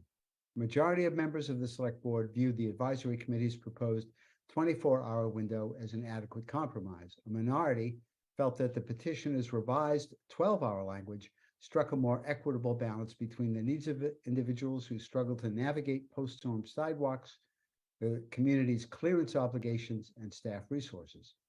So the Select Board voted 3-2 to recommend favorable action on the Advisory Committee's proposed amended language for Article 9.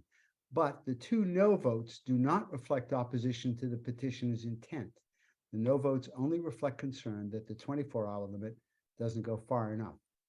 So again, the Select Board recommends favorable action on Article 9 as submitted by the Advisory Committee. Thank you. You now have Mr. Trevet or Trevitt. I will find out when you introduce yourself. Thank you, Madam Moderator. David Trevet, Town Meeting Member Precinct 2 and Chair of the Pedestrian Advisory Committee, speaking tonight in favor of the petitioner's motion as represented in Supplement 1. Throughout the hearings on this warrant article, there's been general agreement that yes, there is a problem. Yes, we do want our sidewalks to be cleared quickly. And no, the current approach is not sufficient. The disagreements have been about how to achieve the goals. I consider warrant Article 9 as the motions from the petitioners as an important step in the right direction.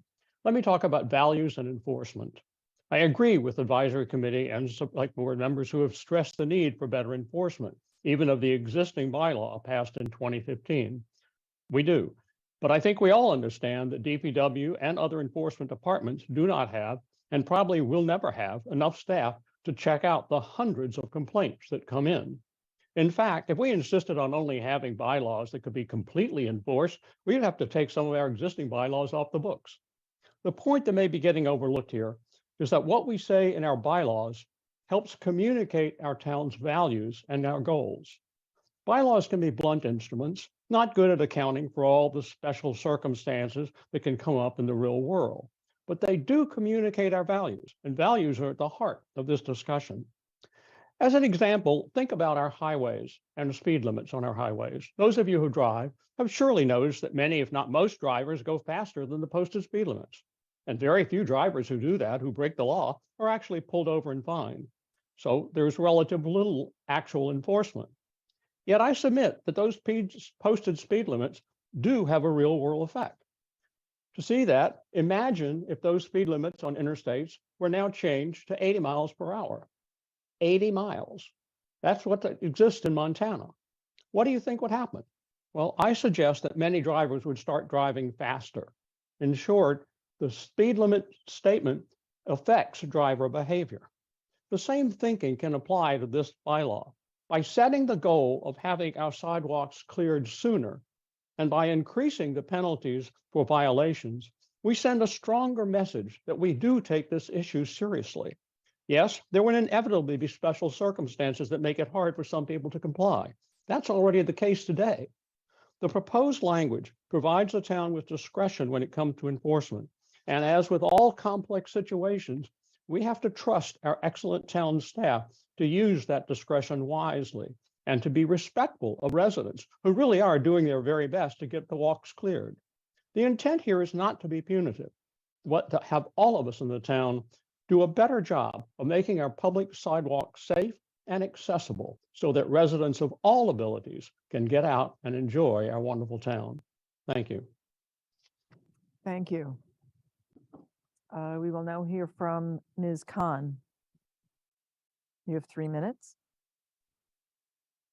Okay. Thank you, Madam Moderator. Janice Khan, town meeting member from Precinct 15. I asked to speak to bring a different perspective to the debate. All of the petitioners and indeed all of the speakers are from North Brookline. The petitioner's warrant article addresses significant problems that exist in North Brookline, but the solution to North Brookline's problems, snow removal problems, creates problems for residents in South Brookline. I'm speaking in support of the advisory committee's motion, which seeks to strike a balance. So let me explain. Brookline is really 2 municipalities, one urban, one suburban, and in parts even more like country. This means that residents in North Brookline, with its large, vibrant commercial areas, most of the schools, parks, and easily accessible public transportation system, need a walkable environment for their day-to-day lives. The way of life in South Brookline, by contrast, is very different. We are largely car dependent to get to and from the supermarket, shops, and work. In South Brookline, the priority is clearing our driveways, less so our sidewalks. We need a little extra time to clear our sidewalks where they even exist and which are not heavily utilized. We also need extra time to re-clear our driveways, which can get plowed under 2 or 3 times during a storm event. The petitioner's map and the Brook Online photos demonstrate that the vast majority of snow complaints are in North Brookline. But one of the proposed solutions, higher penalties for those with longer frontages, will disproportionately affect South Brookline, where the vast majority of those properties exist, many of which don't even have sidewalks to shovel. Country roads, an example is parts of Heath Street, which are part of the old Sherburne Road. An argument has been made in our hearings that those owners are wealthier and can afford to pay the fine, but that's also, in my view, an argument not to single out those owners, since it will likely not affect their behavior. In Needham, which better reflects South Brookline, there are no timeframes at all for residents to clear snow, except in the commercial area. And as you've heard, Newton allows residents 24 hours, which is what the AC motion is recommending. It makes no sense to compare South Brookline to North Brookline or Boston. It's apples to cranberries, to give a seasonal comparison. The advisory committee motion strikes a balance. It incorporates the petitioner's language on clearing curb cuts, which is important to keep walkable North Brookline's public ways accessible. It removes the penalty for longer frontages, which mainly impacts South Brookline properties, many of which do not have sidewalks. And it reduces the time for compliance from 30 hours to 24 hours to ensure that there are 12 daylight hours for those in South Brookline and frankly, other parts of town to clear their sidewalks, something that even the amended petitioner's language doesn't consider. A general bylaw needs to work for the whole town. I urge you to support the AC motion under warrant Article 9. Thank you. John. We will now hear from Mr. Tester. You will have 3 minutes.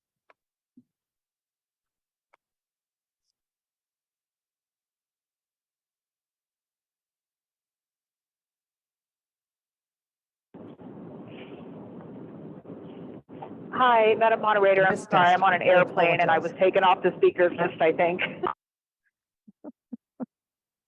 Oh dear. We can hear you. Okay, never mind. We will go to Mr. Schreffler.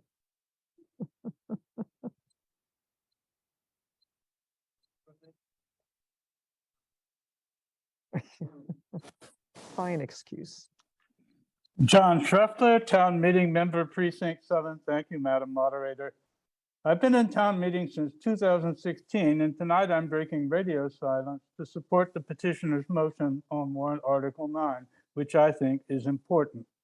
I'm speaking tonight solely as a town meeting member, but I'm also on the Pedestrian Advisory Committee. When I joined the committee in 2018, I thought I knew what it meant to be a Brookline pedestrian.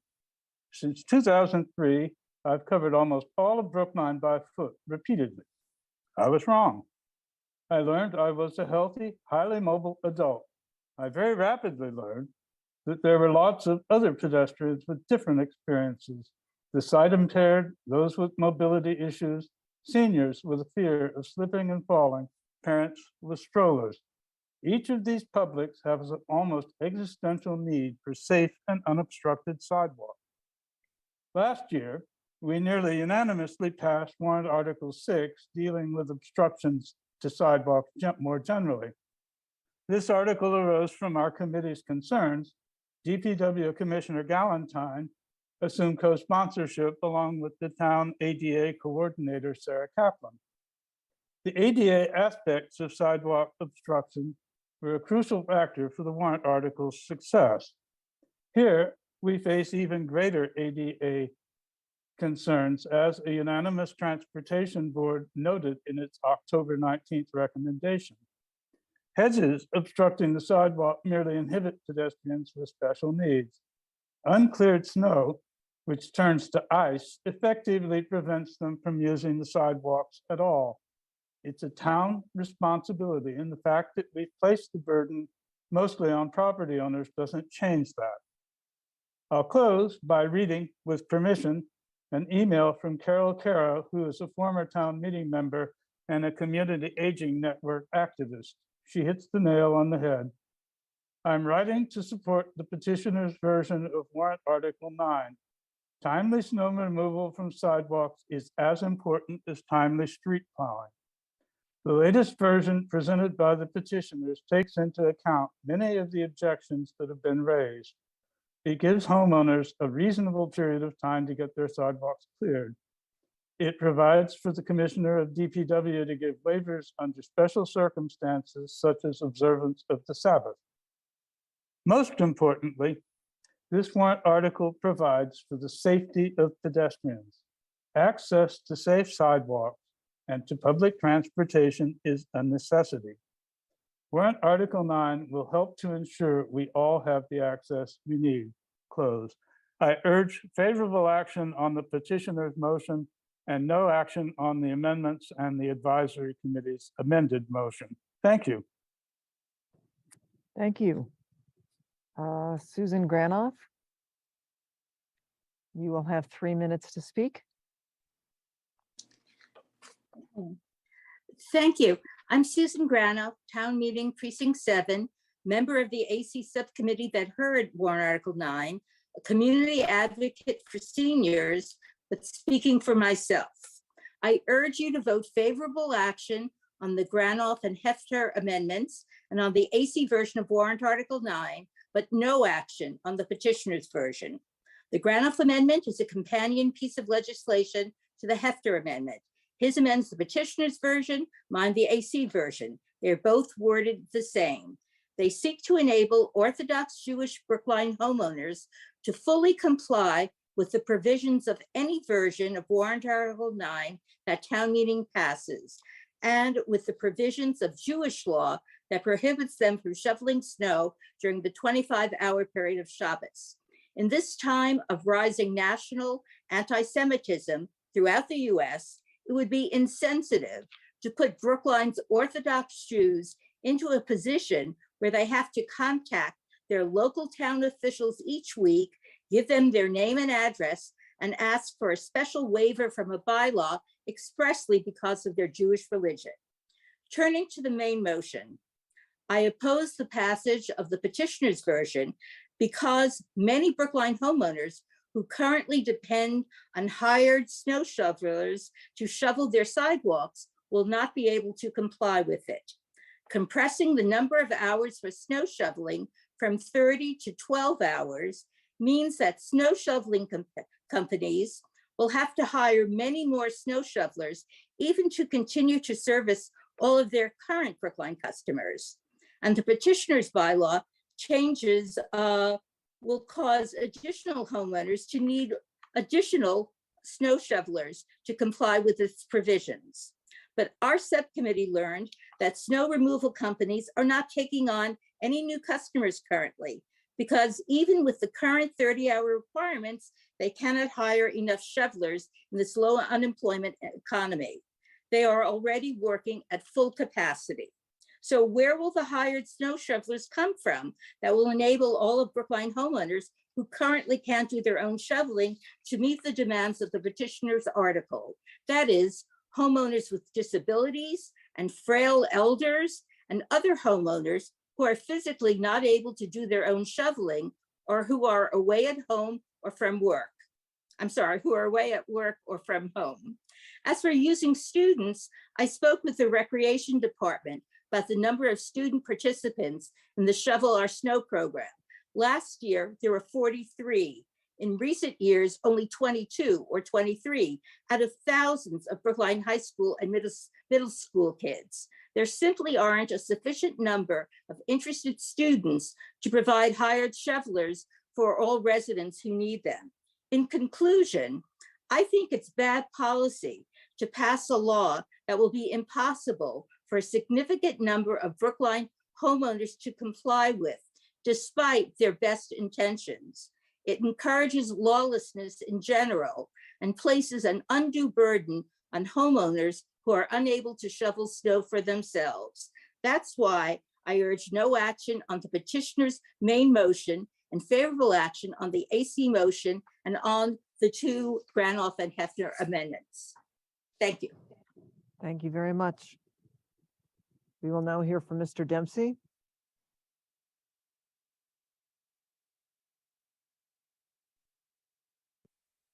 Thank you, Madam Moderator. Chris Dempsey, town meeting member in Precinct 4 and former chair of the Brookline Transportation Board.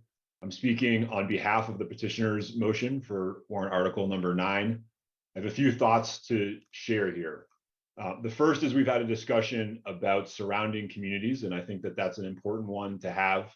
We've heard that Boston requires all sidewalks to be cleared within 3 hours. So the petitioner's motion provides 4 times as much time for homeowners and residents here in Brookline to do the same. I think that that's a good measure to use here. 4 times as much time as Boston, the same time as is the bylaw in Cambridge. And we've heard some discussion about Newton. In advance of tonight's conversation, I spoke with 2 members of the Newton City Council who told me that they see Brookline as a model for their community on this particular issue, and that when they drafted the language that became the 24-hour rule in Newton, that they looked to Brookline first, and that if and when we pass this this motion, this bylaw tonight, that they will again look to Brookline and that they expect to move forward with an update to their bylaws in Newton to keep pace with Brookline. So I think we're sort of surrounded here by communities that are recognizing that this is an important need. On the discussion of amendments, I'm personally going to vote in favor of the Hefter amendment, but no matter where you are on this issue, I urge folks to support the petitioner's final motion, amended or not, on warrant Article 9. And then I want to compare this issue to the issue we talked about last night, which is the issue of rats. We have with the issue of rats and rodents, some shared responsibilities here. We have things that we ask the town to do, and we have things that we ask individuals to do in the interest of making our community work better for everyone. It's certainly in my interest as a homeowner to have the people that live next to me have lids on their trash cans. And we require them to put the trash out at certain times, because when they do that, this neighborhood works better for everybody. Snow shoveling is exactly the same thing. When my neighbors shovel their snow, I'm better off. When I shovel the snow in front of my house, they're better off as well. And again, this is a shared responsibility, with some parts being public and some parts being individual responsibilities. Finally, I'll just say this. I've been thinking in preparation for talking tonight about Frank Caro, the late great Frank Caro, who was a co-founder of the Brookline Community Aging Network and a longtime Pedestrian Advisory Committee member, a town meeting member for I think 16 years, and we lost him sadly in 2020. There is no doubt in my mind that if Frank were still with us, he would be on the floor of town meeting supporting this article tonight. And we know that his widow, Carol, has weighed in favorably. You heard John share that language.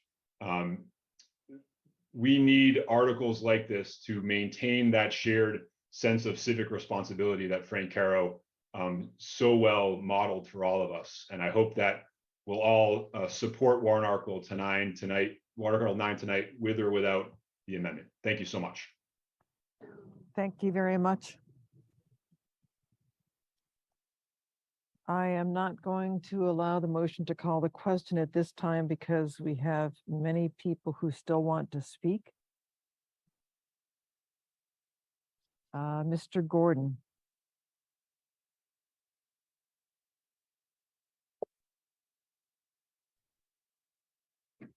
Thank you, Madam Moderator. Neil Gordon, Precinct 1 Town Meeting member and a member of the Advisory Committee. I don't go out all that much while it's snowing. I'll take Charlie out. If it's a big storm, I'll clear the sidewalks every 4 hours or so. Daylight hours, of course. It's quiet when it's snowing, except for one predominant sound, day or night, the street music of DPW, the sound of plows. But when the storm ends, the symphony begins. Shovel scraping sidewalks and snow blowers added to the mix. You know it stopped without looking because the sound changes. But wait, doesn't everybody hibernate 29 hours before clearing their snow? Homeowners, contractors, and school kids? Actually, no. Get out before it freezes is the refrain. The warrant closed months ago. We delayed taking up Article 9 because days ago, we were still tweaking amendments, making accommodations for those who can't, not those who won't. I suspect most owners, contractors, and school kids do as best they can as soon as they can. So what are we doing? We're taking a straightforward bylaw, 30 hours, but it feels like we're turning it into a municipal bylaw lore course. It's 12 hours or 24 hours, but an extra 6 if your early efforts are undone. More time if it's Friday, or is it Saturday? Did it stop snowing late morning or afternoon? I don't remember, but it makes a difference.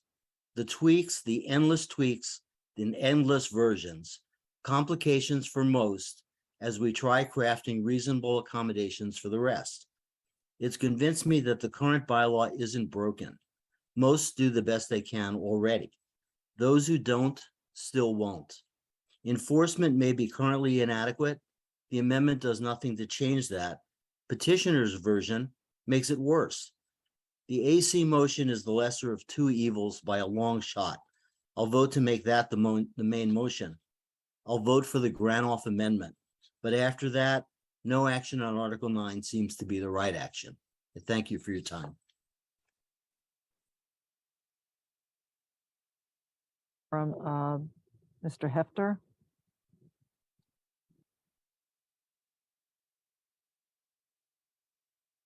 Jesse Hefter.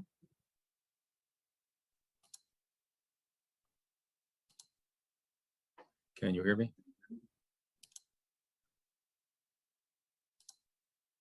Good evening. Yes, yes. Good evening, and thank you, Madam Moderator, for the opportunity to present this amendment to warrant Article 9 in its original version. Why is this amendment required? Brookline enjoys a sizable cohort of Jewish families whose Orthodox practice precludes them from performing many regular weekday activities from sundown on Friday until after sunset on Saturday evening. This weekly Sabbath, or Shabbat in Hebrew, is a 25-hour period where daily activities such as shopping, cooking, driving, working, writing, phoning, computing, or exercising, for example, are set aside and replaced by a focus on prayer and meditation, study, walking, resting, and family time. Within the set of prohibited activities on the Shabbat is snow and ice removal.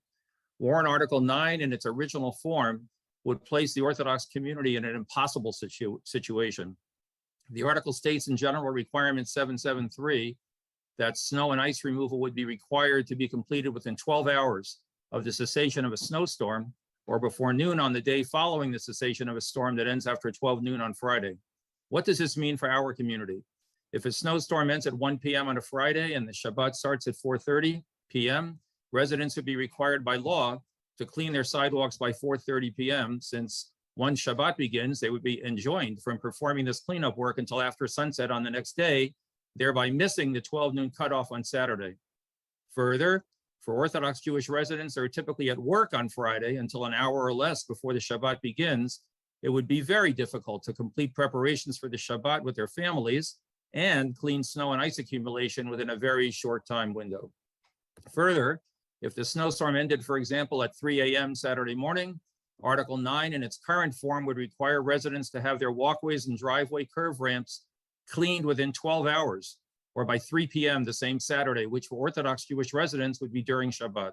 The purpose then of this amendment, which is identical in this regard to the Granoff amendment to the advisory committee version, is to straightforwardly solve this issue in the following manner. If a snowstorm ends between 4 p.m. on Friday and 12 noon on Saturday, then residents or their agents will have the existing bylaws 30 hours from the end of the storm to comply with the snow and cleanup requirement. The endpoints would now range between 10 p.m. Saturday evening and noon on the following Sunday, depending on when the storm ends. Our amendment provides a means for Orthodox Jewish residents to comply with the town bylaw in a timely manner.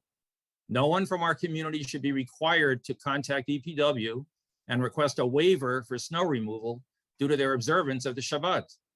The Orthodox Jewish community of Brookline is a valued, contributing, and law-abiding population.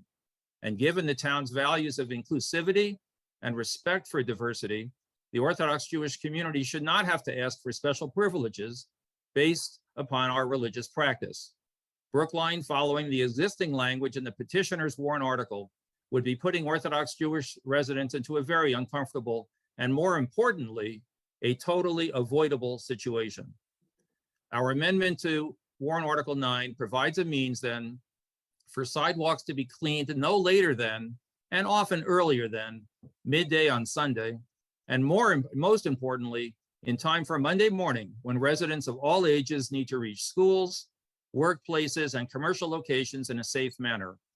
Please vote yes on this critical amendment or that amendment to the advisory committee version sponsored by Granoff and Birnbaum to warrant Article 9. Thank you. Question, I will allow the motion. I'm going to assume it will be seconded by somebody, and I'll tell you who is waiting in line to be heard. Ms. Schatz, Mr. Birnbaum, S. Grossman, I believe it's Mr. Abbott, Ms. Friedman Gerspar, I apologize for butchering your name, Amanda Zimmerman, but she also called the question, Carol Hillman, Carolyn Thal, Jeffrey Benson, Vina Priestley, Jonathan Golden, Chuck Schwartz, Linda Pelkey, Susan Daly, John Hebert, and John Harris, and Tommy Vitola. Jason Cunningham, thank you, seconded the motion. We will now vote on whether or not to call the question, and it will require a 2/3 majority.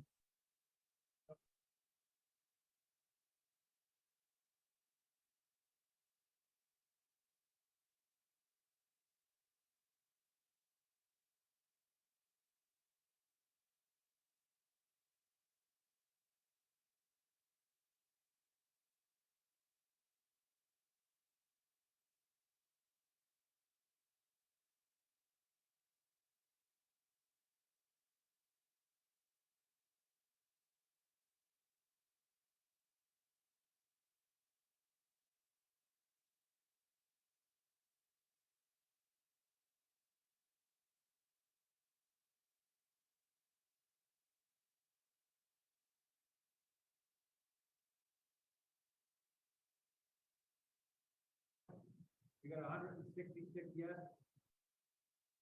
66 no, 13 abstentions. Carries. Okay, the motion passes with 166 yes, 66 no, and 13 abstentions. We will now vote on the various motions. And I will try to make it clear exactly what is being voted on. Okay, the general rule is that amendments are voted on before main motions. So we will first be voting on the amendment to the AC substitute motion. That is the grant off motion, which allows additional time for properties to be shoveled over the weekend. Okay. We are now going to vote on that.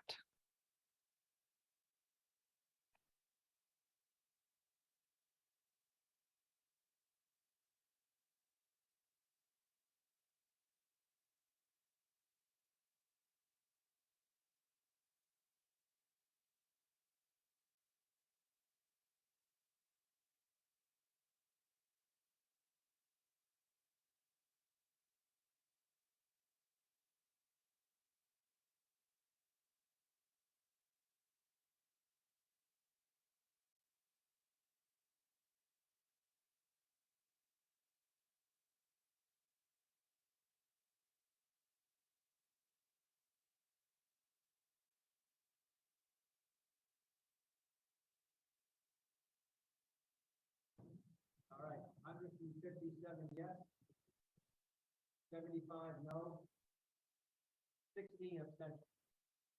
The motion passes with 157 yes, 75 no, and 16 abstentions.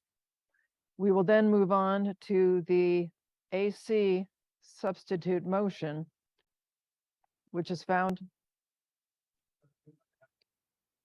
No, this is the advisory committee substitute motion, which is found on the combined reports, page 918 through 920, just to outline, because it's very confusing, some of the differences between it and the main petitioner's motion.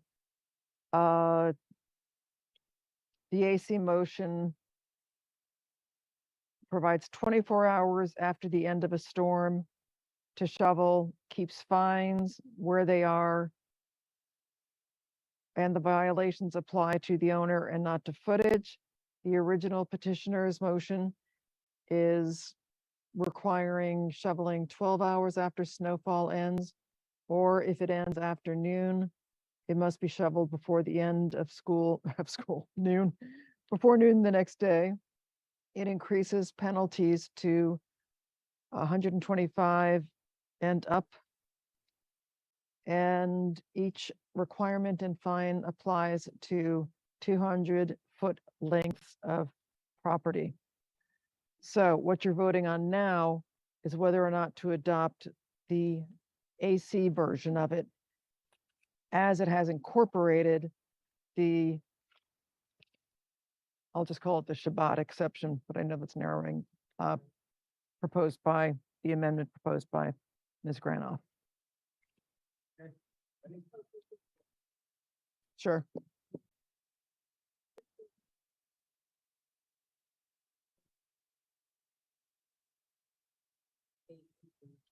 Yes, okay. Okay, very good procedural question has been raised. If this vote passes, if the AC's substitute motion is approved, it will then become the main motion. And it will be voted on, and there will be no more discussion, no more votes. If it is voted down, we will then vote on the amendment, the Hefter amendment to the original petitioner's article. And then on the petitioner's article, whether or not it incorporates the Hefter amendment. So to reiterate, if this motion is approved and then voted on, we're done. If it is, I'm sorry, it becomes the main motion. I'm sorry, and then we vote on that, and then we're done, if that's approved. If not, we move on to vote on the petitioner's original motion. Okay, so we are now voting on the substitute motion submitted by the advisory committee.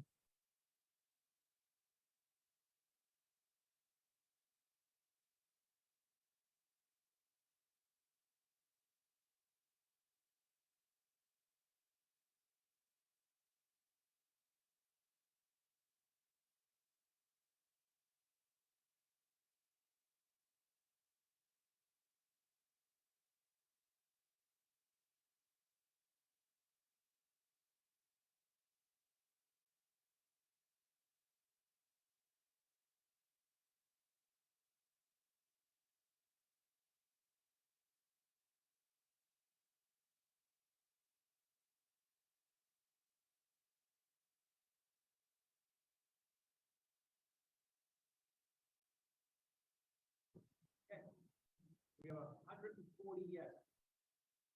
104 no. 8 abstentions. The motion passes with 140 yes, 104 no, and 8 abstentions. This results in the advisory committee's substitute motion becoming the main motion. And we now vote on it as the main motion. Seems redundant, but that is what procedure requires. So again, we vote on the AC motion, but as the main motion.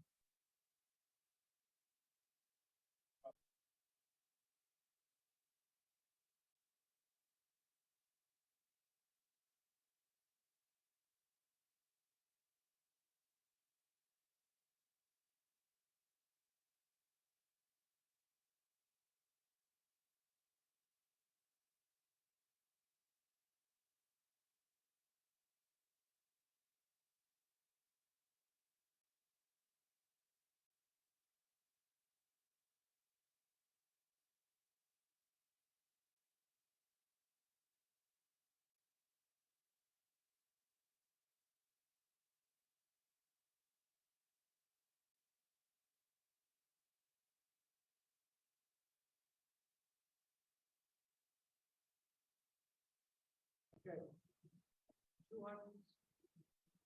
221 yes. 20 no. 9 abstentions. The motion passes with 221 yes votes, 20 no votes, and 9 abstentions. I'd like to thank all of you for your hard work on this complicated article. We will now go to Article 14, since Articles 11, 12, and 13 are going to be heard tomorrow. Okay, Article 14 is found on the combined reports pages 14.7 to 14.8. It is moved by Mr. Lebovitz and seconded by Ms. Hummel. The article seeks to impose a requirement that the town publish an annual report listing the tax exempt properties that are potentially supposed to make payments in lieu of taxes and what is actually paid. Payments in lieu of taxes are known as the pilot program. We will start with Ms. Lebovitz and Ms. Hummel. I believe you are sharing 5 minutes. Yes. Thank you, Madam Moderator. Alec Lebovitz, Town Meeting Member, Precinct 8, and one of the petitioners for warrant Article 14. Wanted to give a brief overview of what Article 14 is and some of the arguments that we feel make a compelling case for it. So simply put, Article 14 creates a requirement that the town annually aggregate and publish data that we are already collecting concerning the payment in lieu of taxes or pilot program. The information specifically that we're asking be reported would be all non-governmental tax exempt properties and their owners, what amount would be assessed in taxation were that property taxable, whether a pilot agreement is in existence with the owner of the property, any payment amount requested by the town in accordance with an existing pilot agreement, and any contributions that the owner has made. Again, it's important to note that all of this information is currently collected by the town and publicly available, although it is not easily publicly accessible. Some of these data are collected by the assessor's office and reported annually in their report, some by the finance department. The finance department data, unfortunately, is only available upon request, making this practically difficult to access and interpret by members of the public. Because this data is already collected by the town offices, we anticipate and had confirmed in our discussions with the town assessor that the implementation costs of warrant Article 14 would be very negligible, as would any administrative burden created by staff. Primarily, I think our motivation for moving warrant Article 14 is a matter of transparency. We feel that this data that is public, as we've already mentioned, should be made accessible to the public so that information about the pilot program and the participation of entities in town is readily available and accessible to the public. So why is transparency around the pilot program important? Well, in addition to being simply a good government best practice, we feel that residents of Brookline have a right to know which of the nonprofit institutions in our town are making fair contributions to town operations and departments, and which have decided not to. Pilot is a voluntary contributory program, and no organization is compelled to make contributions. But these revenues do fund critical town departments and services, including the police, fire, DPW services, and snow removal. The public has an interest in being kept up to speed with this program and has an interest in knowing what entities take their responsibility to Brookline, their host community, seriously. Additionally, transparency is a pilot best practice that has been pioneered in other communities throughout Massachusetts, namely Boston. Making pilot contribution data public can help to create social pressure and a higher awareness of the obligation of some of these entities to their host communities, in this case, Brookline. Currently, to give you a little lay of the land for our pilot program, there are 68 nonprofit property owners in Brookline, with which 23 of them have entered into pilot agreements with Brookline. Some organizations that we do not currently have pilot agreements with are large nonprofit institutions with large footprints in Brookline, including, for instance, my own alma mater, Northeastern University. It should be easily accessible and available to the public which of these institutions are fulfilling and negotiating with Brookline their obligations in good faith. And we feel that making that public could also help inspire additional entities that have not yet reached a pilot agreement to negotiate with the town and strive to fulfill their commitment. Adopting this reform in Boston has contributed to some pretty extraordinary outcomes. Boston adopted pilot transparency reporting measures in 2012. And in the 5 subsequent years, their pilot revenues increased by 113%. During the same period in Brookline, our pilot revenue grew by a relatively small 38%. Also notably, several of the large institutions with a presence in both Boston and Brookline, including Northeastern University, as I previously mentioned, Mass General Hospital, and others, make reliable contributions to Boston and have done so for the past decade, but have, for whatever reason, not decided to enter into a pilot agreement with Brookline. Transparent reporting of pilots could help change this status quo. And finally, I think one of the main compelling arguments for transparency that we have is that introducing this requirement was endorsed enthusiastically by former finance director, Steve Cirillo, who many of you will know is the author and architect of Brookline's pilot program, and also negotiated, I believe, most, if not all, of the current pilot agreements that the town enjoys. Some have suggested that this policy might be better implemented administratively, and we have certainly been encouraged by ongoing work of town staff, which in many cases has been excellent, and the renewed interest in pilot that our articles have sparked, and that we've had productive beginning conversations with the new town Could you administrator. please finish up? Yes, please. 1 moment, Madam Moderator. And with the new finance director. However, we feel that codifying these transparency measures in the bylaws better protects and enshrines the rights of the public to access this public information and ensures compliance going forward, regardless of potential personnel or priority changes that might occur in town leaders and officials. The Brookline pilot program has long Thank been. you. Excuse me, could you please end? Yes, we urge you tonight to please vote in favor of warrant Article 14. Thank you. Thank you very much. All right, Mr. Van Scoyac.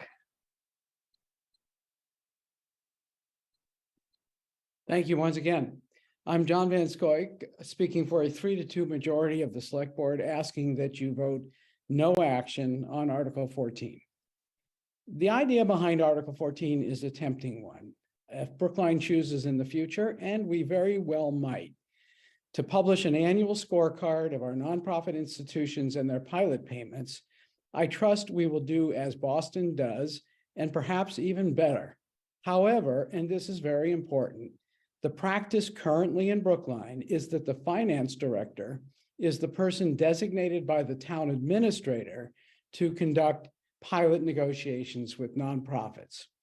This afternoon, I circulated to town meeting members a letter from Lincoln Heineman, who we recently welcomed to the position of finance director. And here is his current view of how pilot negotiations can get the best results for the town.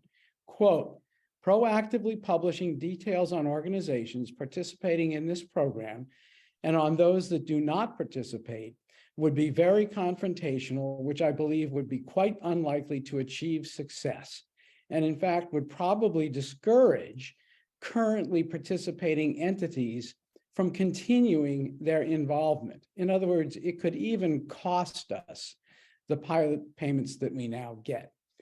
End quote. End quote, just before what I added. 3 important points. Our finance director is focused on effectiveness. He favors the carrot approach because, as the person who will conduct the negotiations, he believes it will get better results. If experience leads him to the opposite view, he can always resort to the stick approach of putting the spotlight on those who participate and those who don't. Number 2, it isn't just our current finance director who believes the carrot approach is best for Brookline. That approach has been taken by all of our prior finance directors, including Steve Cirillo, since we've had a pilot policy. It isn't just our finance directors who believe, and number 3, it isn't just our finance directors who believe in sticking with the carrot approach for now. Our new town administrator, Chaz Carey, backs our finance director in the stand that he enunciated in his letter to the select board. So summing up, town meeting members themselves may differ over which strategy for negotiating pilot agreements, the carrot or the stick, works best, but it is not town meeting that sits across from Brigham and Women's Hospital and BU and Hellenic College, et cetera, under the burden of coaxing tens or hundreds of thousands of dollars out of them that they are under no legal obligation to pay. I pledge to you, the select board and town administrative staff will continue to judge the pilot program on the basis of results. If we become convinced a change in approach is needed, we can always resort to the stick in the future.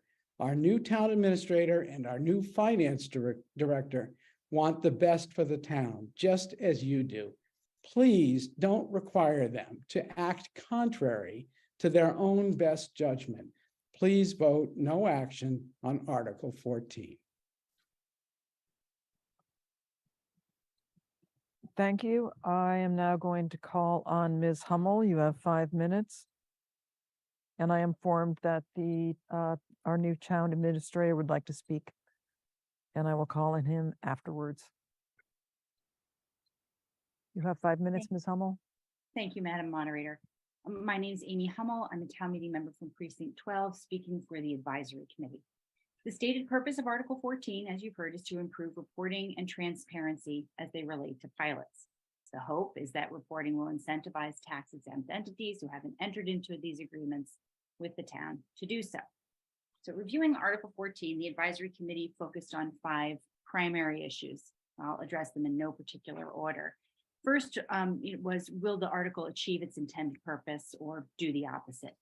The article asked the town assessor to have published, and you've heard, but I'm going to repeat it so it's fresh in your mind, that tax-exempt non-governmental real properties, which ones they are, the amount that they would, that if they were assessed, the amount they would be assessed if they weren't exempt, whether or not they've entered into pilots agreements with the town, if they have, for how much, what portion the town's received, what amount is outstanding, and the recent date, the most recent date the agreement has either been entered into or updated. We tend to do contracts, and so that they last for typically 3 years or so, and then are often renegotiated. So some members wondered if this particular ask was a shame and blame strategy more than an exercise in transparency. The information is already public. Why lay it out this way? Others questioned whether it would be effective.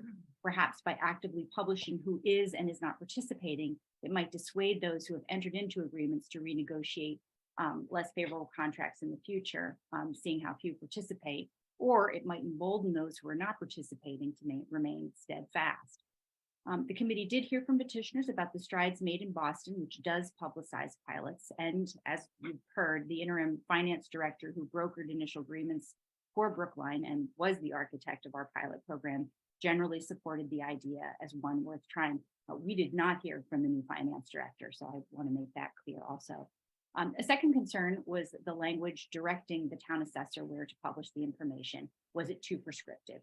This concern was quickly overcome with an edit to the warrant article requiring publication on a town website no less than annually, rather than requiring it in the annual report.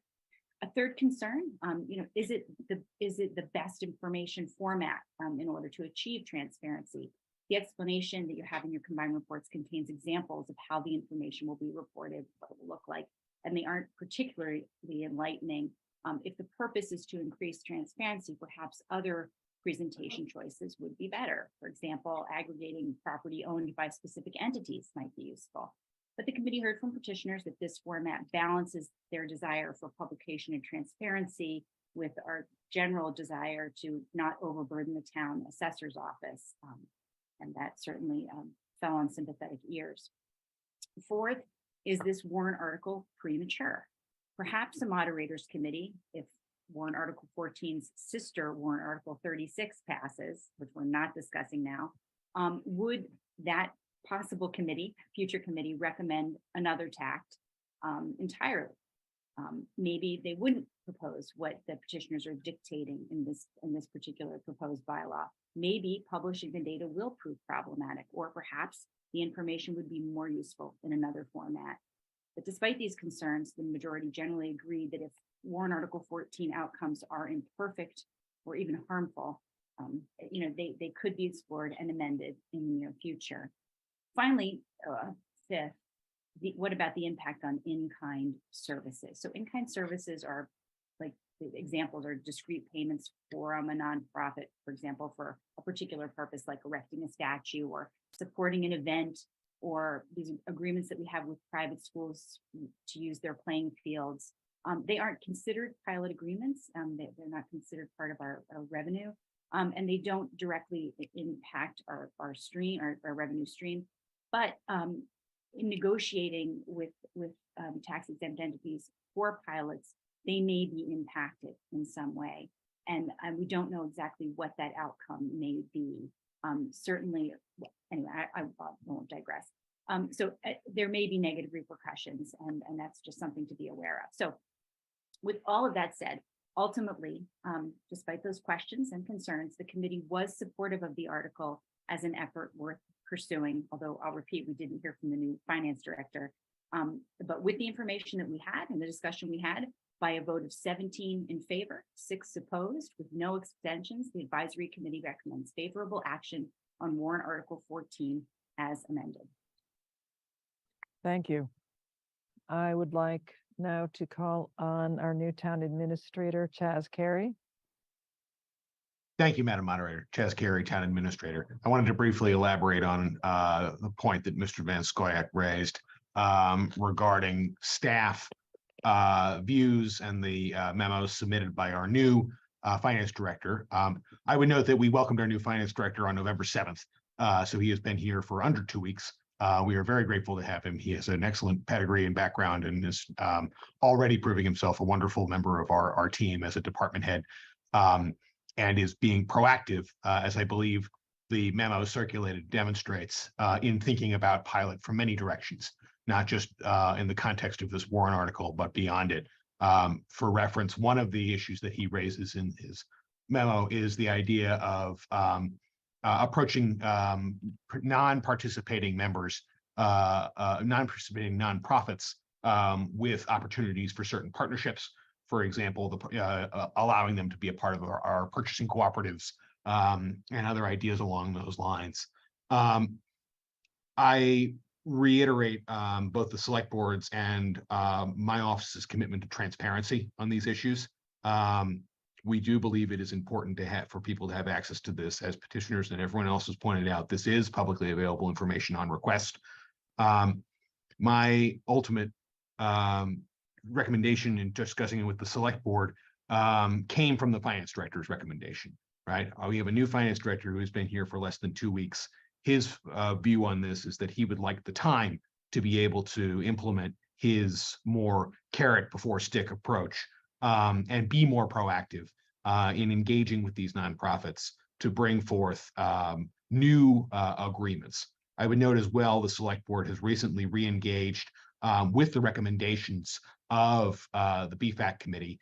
And I have published a memo that I will circulate more widely regarding where we currently are on those recommendations, which include pilot-related matters, that reaffirms that we are now with a full complement of a finance team in the hopes of bringing on additional help in the immediate future, moving towards more active engagement on all sorts of different revenue increasing matters, including pilot. So in that regard, the select board asked for the opinion of the finance director on this. The finance director rendered that opinion, and as he is a department head, I support that opinion that he has rendered, which is to really to offer him more time to ensure that when this information is published, it is published in a way that does not impact the beginnings of his negotiations and getting his feet under him in town. Thank you for the opportunity, Madam Moderator. Now, Mr. Neil Gordon.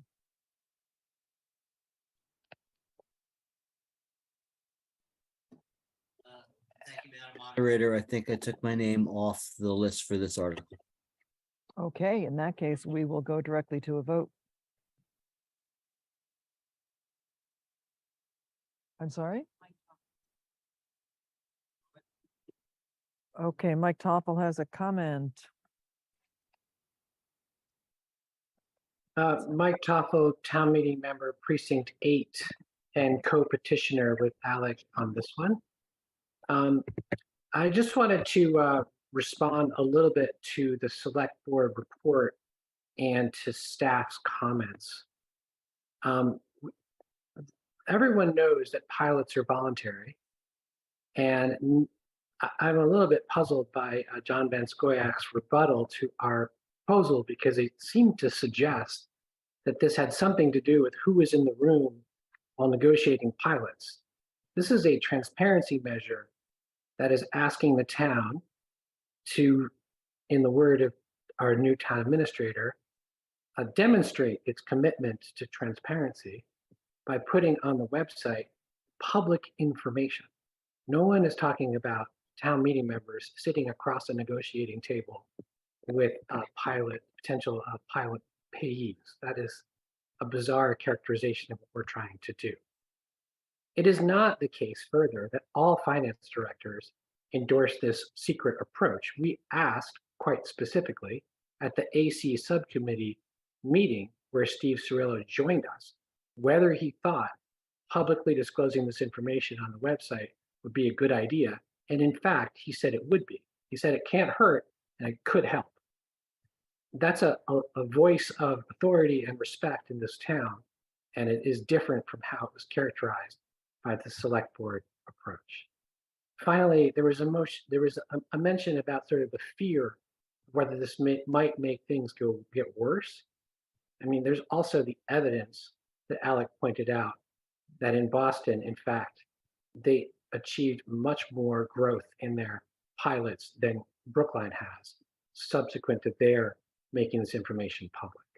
We have actually a quite limited flexibility in our own pilot policy of the select board, which says that we should be asking for 25% of what the property tax would be if it were a private establishment. That's the policy. So the real question is, who have we asked and how much are they paying?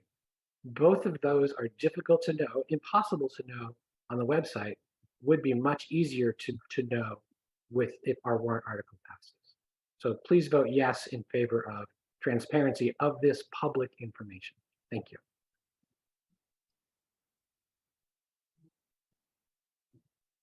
Okay, we'll go to Kelly Hardebeck's question first, and then Mr. Van Scoyac would like to make a comment. Ms. Thank you, Madam Hardebeck? Moderator. Thank you. Kelly Hardebeck, Precinct 7, Town Meeting Member. My question is that several times tonight during speaker remarks, we heard that Boston increased their pilot payments through this transparency effort. I'm curious to know if there were any other efforts that Boston undertook that could have potentially resulted in that increase. Mr. Lebovitz, do you have the answer?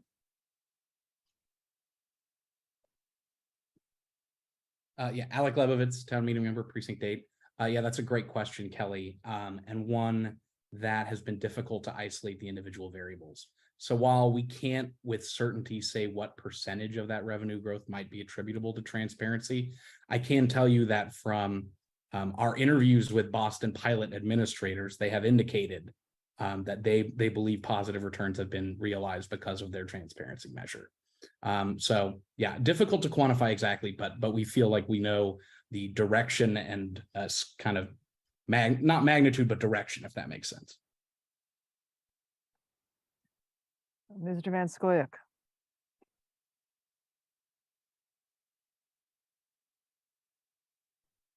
Thank you very much. I would not impose further on town meeting members, except that previous speaker cited me by name, and I think his comments deserve a couple of further comments. On the question of Steve Cirillo. Steve, if you're listening, I'm so sorry that you've been drawn into this.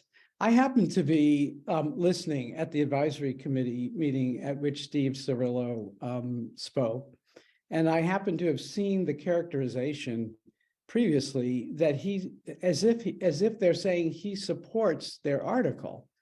And if you heard what Mike Toffel said, that is not an endorsement of the article. That's the honest opinion of a finance director, God bless him, who quite correctly says, nobody knows, it could hurt or it could help. That's not the same thing as I think this is a good idea, or I favor this.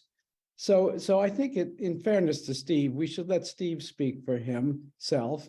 And the reason I didn't quote him is that the record is clear. The record is that he followed the carrot approach. So that's all I said. The other thing is, and I wasn't going to get into it, back and forth on this, but now Mike has brought up this and repeated this business of how successful Boston has been since 2015. Or since 2012, excuse me. What that leaves out is that Boston was actually quite unhappy with the results of their pilot program. And it had to do in part with how much of an ask they were making of the contributors. And in 2015, they changed the ask.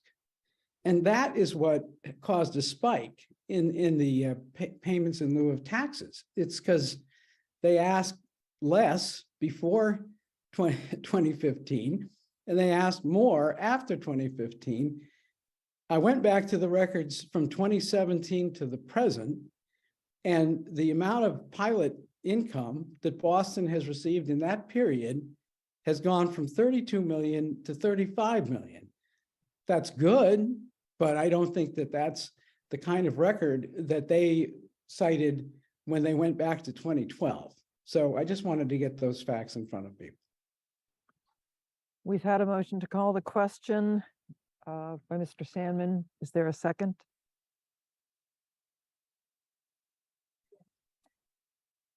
Okay, it has been seconded. There is no one waiting to speak. So we will vote on whether to call the question. A 2/3 majority is required. What?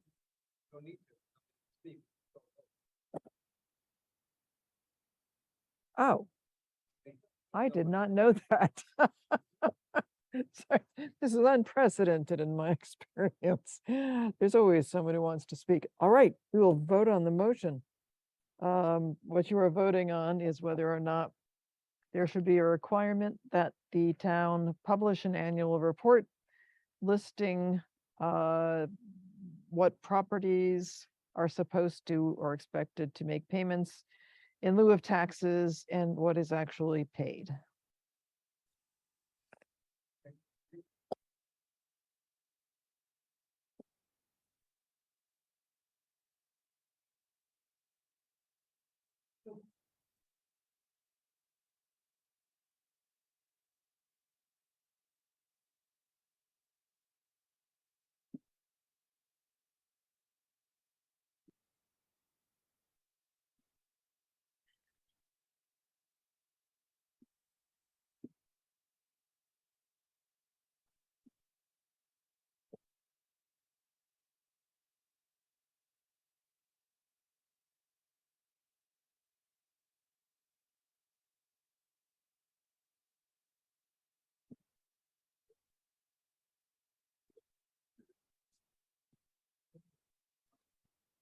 Now, 153 yes.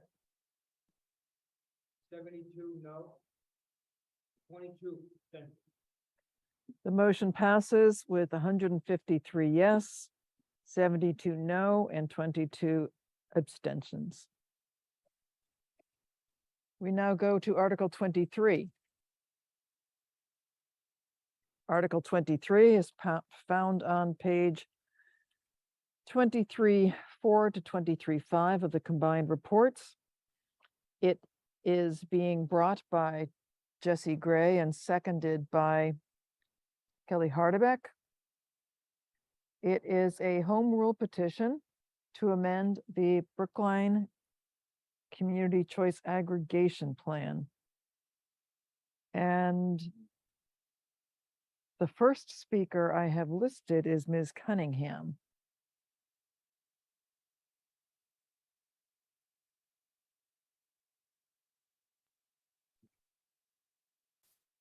Lisa Cunningham, is that? Hi, everybody. Can you hear me? Yes. Good evening. My name is Lisa Cunningham. I'm an architect and I've been working closely with my colleagues on climate legislation in Brookline and helping to build a statewide movement for the past 3.5 years. Next slide. Tonight, I will give some very brief context for the 6 warrant articles that are being put forward to give Brookline the local decision-making tools that we need to achieve our climate goals. Then Wendy Stahl will start on warrant article 23. Next slide. I just want to have a shared understanding of the context of where we are now.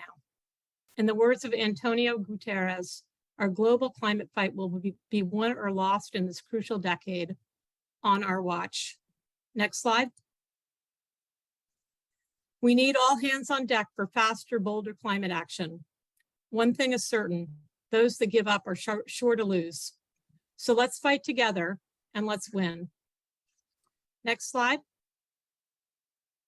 Back to town meeting. Some of you may remember when we met at the high school auditorium and ate cookies and chatted with our seatmates.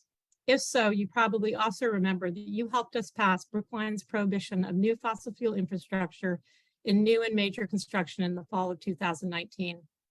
The passage of this warrant article started a movement that led to action at the state level and beyond. It wasn't easy, and we were faced with a lot of skepticism, but we all listened and learned, and together we passed impactful legislation with a near unanimous vote. Next slide.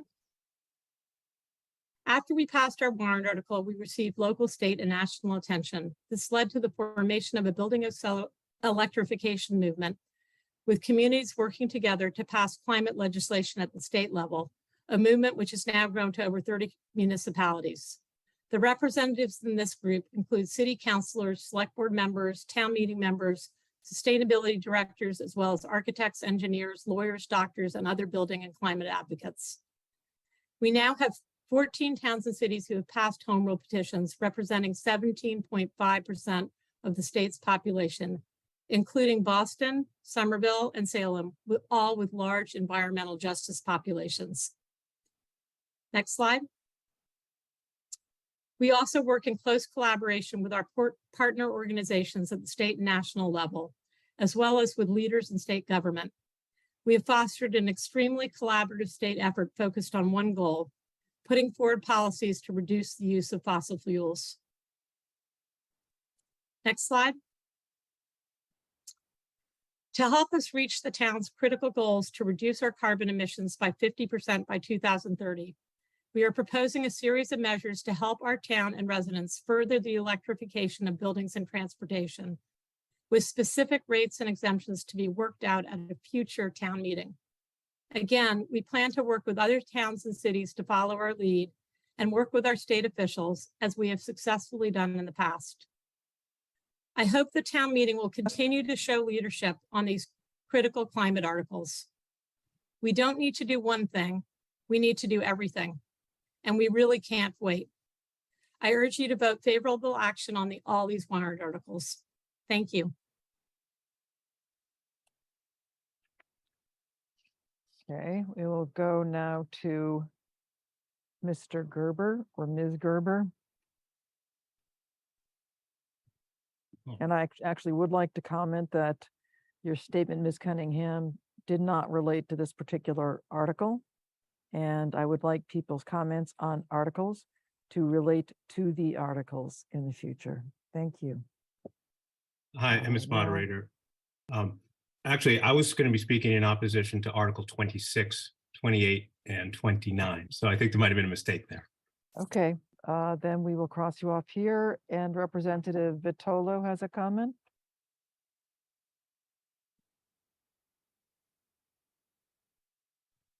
I am State Representative Tommy Vitolo, town meeting member at large. Tonight, I am speaking on, frankly, warrant articles 21 through 29, including 23, neither for nor against, but simply to provide context on town meeting's relationship with the state legislature. Regardless of when each of the related warrant articles are taken up, I will be speaking tonight and only tonight. I will be abstaining on every vote related to each of these articles. Abstaining ensures that I am in the best position to advocate in the State House for whatever desire town meeting expresses. When asking for a change in state law, be it by a home rule to change state law only for Brookline, or via statewide legislation that would allow other communities to participate as well, I recommend that Brookline carefully consider the language at hand and ask for what it wants. Town meeting has heard me explain that the Massachusetts state legislative tradition is to only grant home rules that are substantially local in nature. Several months ago, the legislature passed H 5060, an act driving clean energy and offshore wind. One provision in that law gives 10 communities the authority to require new construction be fossil fuel free, so long as that community meets the 10% subsidized housing inventory criterion set by state law 40B. While not a home rule, this portion of the law came about as a direct response to Brookline and several other communities' home rule petitions. I was proud to work with my colleagues to ensure that Brookline's legislative ask was included in this significant statewide climate law in a way that benefits not only our community, but communities across the Commonwealth. All of this is to say that when it comes to municipalities pursuing ambitious climate policy, it may well be that home rule petitions can help us move the needle, even if not apparently substantially local in nature, for it has worked 1 out of 1 time. Just a resolution is a phrase that has come up several times when discussing whether the town should pass a home rule petition or a resolution requesting statewide legislation. The claim has been that a resolution is somehow less meaningful to the members of the Great and General Court than a home rule petition, just a resolution. In the context of requesting a change in state law, a home rule petition and a resolution from town meeting are equally important, equally serious, and equally relevant to the members of the Great and General Court. Both the home rule and the resolution are requests for a member of the legislature to file a bill. Either way, upon filing, the House or Senate clerk will assign the bill to a committee. The bill will have a full public committee hearing. The committee members will make a recommendation on the bill, and the bill will ultimately become law in some way or fashion in the coming 2-year session, or, like the vast majority of bills filed, it will not. I want to thank the petitioners, advisory committee members, select board members, and town staff, all of whom have worked directly with myself and my office on these warrant articles long before they arrived at town meeting tonight, and all with the intention of ensuring that these policy proposals have the best chance of becoming state law should town meeting look favorably on any of them. In conclusion, as this body considers the upcoming warrant articles, I encourage you to make sure that Brookline is asking for what it wants, and that we make sure that we are willing to accept and implement exactly for what we ask, because we just might get it. Thank you. Thank you, Representative Vitolo. Next, I call on Wendy Stahl, one of the petitioners who has 8 minutes. Hi, thank you. There will be some slides being shared. Hi, my name is Wendy Stahl, and I'm a member of the Zero Emissions Advisory Board. I'm going to start with an overview of why we are moving 6 articles this session before I get into the details of Article 23. First, here's the Green Caucus endorsement of all 6 articles. This is a comprehensive, groundbreaking, and powerful package of strategies to reduce the climate impacts from electricity generation, vehicles, and buildings. This will continue Brookline's track record of leading on these issues. Next slide. In 2021, town meeting almost unanimously committed to fighting climate change with an emergency level response, including a 50% reduction in our emissions in the next 7 years, aligning ourselves with both the national and state goals. We're committed to that because that is what we need to do to reach net zero by 2040. It's clear that we at Brookline place a high value on addressing our climate impact. Next slide. The only realistic way to achieve net zero is to electrify everything, our cars, our buildings, and stop maintaining polluting gas systems in our homes. Everything that burns something to power it instead needs to be plugged in. This is the national plan. This is the state plan. And this is the Zero Emissions Advisory Board's plan for Brookline, because it is the only plan that can get us to our committed goals. Next slide. As it currently stands, Brookline doesn't have the authority to address all our climate needs. In response to that, we have created a framework of policies that would grant us the permission we need to get started. In the past, we have developed detailed policy as the first step and asked for legislative permission to enact it as the second step. But that's not the only way to do it. In fact, at the same time that we did that for our fossil fuel-free bylaws a couple years ago, many municipalities didn't write or pass detailed policy, but simply submitted home rule petitions to the legislature, asking for permission to craft the fossil fuel-free policy later. This time, we made a tactical decision to do a hybrid approach. The articles we're proposing seek authority to develop policy down the road, but also provide a framework for that policy. The steps we took in the past of thorough public vetting will still happen. But we think that asking for permission first, with a framework of what the policy will look like, will have a greater chance for success at moving the needle forward, both at the local level and the state level. Next slide. So now that you know where we're coming from, what are we actually asking you to vote yes on? Voting yes now allows us to ask the state legislature for authority to decide to put in place funding to help our town and our residents get off fossil fuels, and allows us to create a set of policies with implementation details to be decided later through an open public process. Later, we will have lots of input from the state, advocates, staff, volunteer boards and commissions, the select board and town meeting to decide rates, regulations, exemptions, timing, and how revenue raised will be spent and administered. Next slide. We need to pass these now because the legislative session starts in January. Submitting bills at the beginning of the two-year session gives us the highest chances for success. If we miss this window, we likely have to wait another 2 years. But our house is on fire and we cannot afford to wait. Next slide. As an advisory committee member recently said, the votes this town meeting are not about passing actual rules that will take effect tomorrow. But if we don't first get the authority to act within a range of possible outcomes, we will be stuck and get nothing done. Next slide. The good news is the technology to transition our homes away from gas and oil is ready. We can today transition all our appliances to efficient electric versions. But the average cost for transitioning a home to all electric is about $70,000. We're not talking about the low-hanging fruit anymore. We're not able to meet our climate goals by only addressing new construction. If climate is truly a priority of this town, we need to make the hard choices and actually start funding it. Next slide. But there's more good news. The federal and state governments have great incentives to help us transition our homes to all electric. There are thousands of dollars available to us. Next slide. Oh, I'm sorry. Can you go back, please? Unfortunately, because we don't have basic support for programming, existing incentives that we can use today are being left on the table. Furthermore, even with the current incentives, there is a funding gap between what the incentives provide and what electrification can actually end up costing. In order to develop programs to take advantage of existing incentives, as well as to create effective local incentives, we need a local source of funding. Next slide, please. That's why we created these 6 warrant articles, to give Brookline the local decision-making tools we need to achieve our climate goals. Next slide. As a town meeting member recently shared with me, I am on board with the articles because the goal is so important. They're what we need at this stage. We have to trust that the details will be worked out in accordance with community values if and when we get the chance to implement them for Brookline.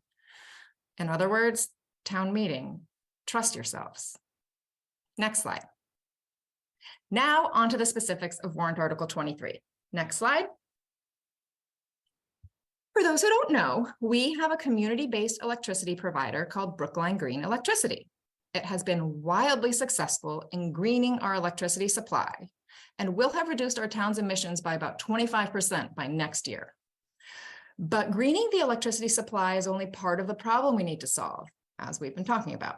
The utilities aren't solving these problems, but Brookline Green Electricity can. Next slide. What's so great about warrant article 23? Well, it allows us to invest in solar, wind, and batteries to lower our electricity rates. It allows us to provide discounts for electric vehicle charging at off-peak times, thereby reducing our peak electric load. And reducing peak electricity usage will lower wholesale prices, allowing us to contract for lower rates in the future. Next slide. There are also some built-in protections for Brookline residents. First, the maximum net increase in cost is 2 cents per kilowatt hour. Secondly, you can opt out and choose any other electricity provider if you find one you prefer. But just having that ability to opt out creates a strong incentive for the program to keep prices low as a mechanism to retain customers. And lastly, the Department of Public Utilities will be involved in establishing regulations, making sure this is a well-designed and implemented program. Next slide. There are many requirements that need to be met before this can be implemented. First, town meeting needs to approve it tonight. Then the legislature needs to approve it. Then a detailed new Brookline Green Electricity Plan will be crafted with input from the state, town boards and commissions, the general public and advocates. And lastly, the Department of Public Utilities needs to approve it after a public hearing. Only then can this concept be implemented. Next slide. In conclusion, I urge you to vote yes on warrant Article 23 and support a greener, healthier future for Brookline. Thank you. Thank you. We will now hear from Ms. Hardebeck on behalf of, speaking on behalf of the advisory committee. Good evening again, town meeting. Kelly Hardebeck, town meeting member from Precinct 7, speaking for the advisory committee. As you heard, the ZEAB has been tasked with advising and partnering with the town's leadership to provide recommendations towards achieving zero greenhouse gas emissions by 2040 within Brookline. The purpose of the slate of articles that will be presented tonight and probably tomorrow night is to make meaningful, effective progress towards that goal and to serve as a role model for other communities, encourage them to do the same. This would involve transitioning existing municipal buildings off gas, transitioning private buildings off gas, ensuring all new and major construction is fossil fuel free and net zero, and transitioning modes of transportation away from gas. These warrant articles would establish both consumer incentives and in some cases, penalties or surcharges to achieve these goals by way of a municipal toolkit that's intended to address each of the components of the ZEAB's recommended plan. Warrant Article 23 seeks to create specific funding for the town to build its own solar energy generation facilities and make investments in renewable energy or energy storage facilities by adding a small surcharge to Brookline Green Electricity customers. As you heard, the article is enabling legislation and will not create policy until both the Massachusetts legislature and the Department of Public Utilities act. During the advisory committee hearings, concerns were raised about increasing the cost of electricity for consumers who opted in to Brookline Green Electricity, the overall capacity of the electrical grid, and availability of electricity generated from renewable sources. Questions were also raised about whether amending the community choice aggregation program for Brookline only would be viewed unfavorably by the Attorney General, who has been a strong advocate for ratepayers.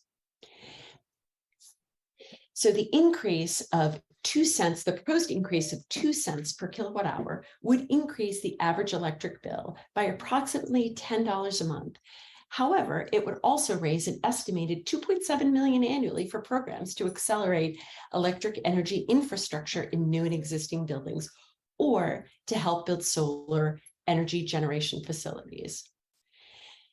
The proportion of electricity generated from renewable sources overall is increasing, and Brookline Green Electricity is slated to be 100% renewable by January 2024, thus addressing the concerns raised during the advisory committee meeting. Last year, however, approximately 54% of the electricity generated in New England was from fossil fuels. So Brookline Green Electricity is way ahead of the curve on this. As the petitioners mentioned, a demand response system would provide consumers with incentives for using electricity for things like charging your electric cars when the demand is low. Lower prices for off-peak use would shift consumer behavior and help load balance our system. Again, addressing concerns about the overall grid capacity.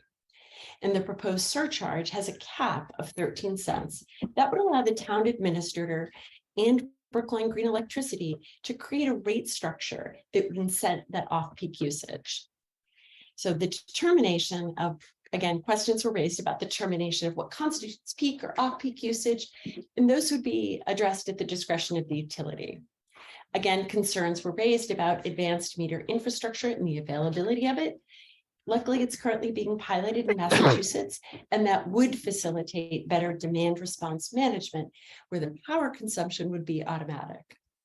Overall, the advisory committee supports favorable action on warrant article 23 as it supports our town's zero emission goals. So by a vote of 16 to 4 to 6, the advisory committee recommends favorable action on the article as amended by the petitioners. Thank you. Thank you. We will now, Paul Warren has a question and a comment. Hi, good evening. Paul Warren, Precinct 1. Thank you, Madam Moderator. So I have to admit I'm confused. I suspect I may not be alone. I believe I'm in supporting this article because of its objectives in the opt-out feature, but the presentation, I think Ms. Stahl, there was a slide that showed the sequence of events. And I had always anticipated that the home rule petition would eventually come back to us and would come before a town meeting. So my comment, and then my question is this. My first comment is, I feel that this evening, I'm going to be voting on policies. I'm putting aside this idea that this is a slate and we're trying to send a message to the legislature. But the policies that I believe I'm voting on tonight are to increase my constituents' gas bills by 25%. That's Article 26. To increase my constituents' annual property tax bills by 1 to 3%. That's Article 28. And to increase my constituents' annual auto excise tax bills by some percentage that I don't know. That's Article 29. And then Article 25 would be the policy of, in my view, if I'm understanding it correctly, where we would implement some zoning that might supersede building codes, which I think we're smart, but I don't know if we're that smart. So I'm confused about what will actually come back to us at town meeting, where we'll be able to vote again, because I feel like tonight I'm voting on policies that will be set in stone. And maybe it'll be implemented by someone, but I'm not going to have a voice again.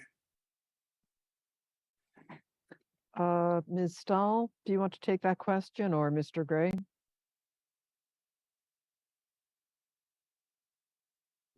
I will let Mr. Gray answer the majority. Jesse Gray? Thank you.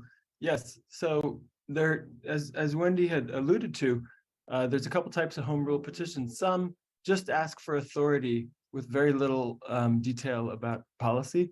And an example is Article 25. Others spell out a policy in great detail. And that's how we did the fossil fuel free home rule petition that we did in 2020. These, for the most part, and that does include this policy before us now, Article 23, provide a framework for a policy with decisions to be made later, in much the same way that the legislature often sets policy with decisions to be made by the administration. So in the case of this article, all of the details of what the money would be spent on, what the rates would be, and the whole set of implementation decisions that would need to be made after the legislature passed, the governor signed, and then we were authorized to undertake this policy. So what you're voting on with this slate of articles in each vote is a set of parameters within which town meeting can later choose a policy. And so what I would ask to town meeting is that you trust yourself, that we're setting parameters, and within those parameters, we can fully instantiate the policies at a future date. That said, this particular warrant article does not require coming back to town meeting. It's the only one. Maybe 21. There's 2 of them that do not require coming back to town meeting. So this one would go to staff and the select board. You have a follow-up question? And you also may want to consider, Mr. Warren, that Representative Vitola may also procedurally have information on this, but at this point, Thank you, Madam Moderator. Director. Precinct 1, my follow-up to Mr. Gray or to Rep. Vitolo, because I don't think Jesse actually answered my question. I do appreciate his response on Article 23, but specifically, I was asking about tonight's vote. We probably won't get to it, maybe it'll be tomorrow. But tonight, Jesse, if I vote in favor of Article 26, am I increasing my constituents' gas bills by 25%? Will that, and it's a home rule petition, so that, it's possible that the legislature might grant us. Rep. Vitolo said, be careful what you ask for because you're setting policy tonight. Will I have a chance to vote again on whether my neighbor's gas bills will go up 25% or not?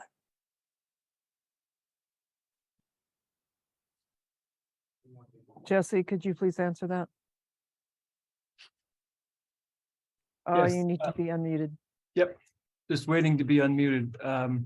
Yes, so that is about an article that is different than the article we're on now, but I will answer your question about that article. That article allows tax on methane of up to 25%. So the answer is no. You're not voting to set a tax at 25%. You're voting to enable town meeting later to choose a tax of anywhere from 0 to 25%. So just to clarify issues, my understanding is that this article relates to an increase in electricity taxes. Is that correct? Okay, so Mr. Warren, do you want to reframe your question?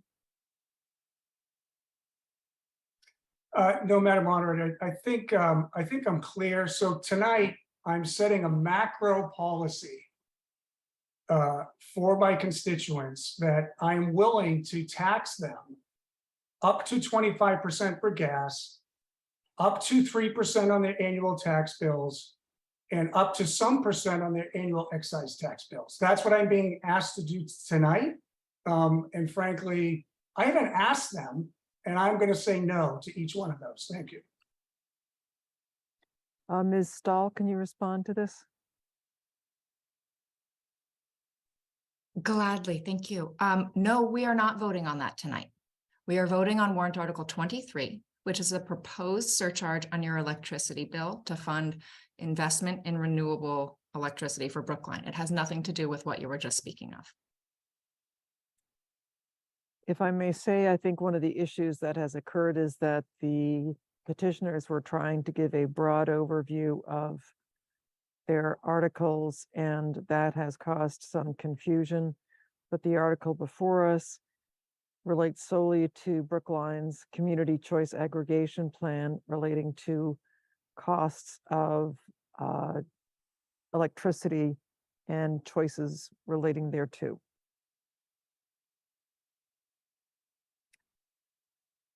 Now I'm going to move on to Ms. Scanlon.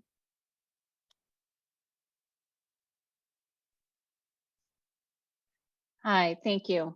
My name is Kathleen Scanlon, Town Meeting Member Precinct 3, member of the Zero Emissions Advisory Board. I'm going to address 3 questions that have come up recently. 1, what has ZEA been working on and where are we headed? 2, why we can't wait for an updated climate action plan before we enact these home rule petitions. And 3, what Brookline could do with the revenue raised by warrant article 23. Yeah, So I do ask you to address warrant article 23 specifically. Okay, so we cannot wait for a climate action plan to be formed that's fully aspirational. We have a climate action plan that's been adopted by the select board in 2018, scheduled to be updated every 5 years, which CAB will be working on. But we are finding the climate landscape is constantly changing, and flexibility to adapt to the landscape is essential. For example, in 2022 alone, we saw changes such as the Federal Inflation Reduction Act, the Mass Climate Law, and changes in the Mass Safe program. So we must start working at a massive scale so everyone can electrify, not just those who have the resources to do so one by one. We need systems change. We also know that 95% of Brookline emissions are attributed to buildings and transportation. So we have to set a goal for electrification, and we need to come up with resources now that we've identified that there's a funding gap. But I'll stick with warrant article 23. What would we do with the revenue? Potential revenue from warrant article 23 could fund town solar or electrical storage projects, or programs to help residents electrify and retrofit new and existing buildings. So as I said, we don't have the luxury of time to spend a year or two to build an aspirational plan and then find resources to fund it. We need to instead set a goal of electrifying X number of buildings in the next year, and then after 6 months and again after a year, and see how many buildings we've actually done. So it is apparent we do not even have the resources to do that kind of simple planning. We haven't even started on the actual work. These home rule petitions start to rectify that, and warrant article 23 can be adopted and then followed through with developing a comprehensive plan. Thank you. Mr. Englander, you have 4.5 minutes, and then I will go to some people who have questions.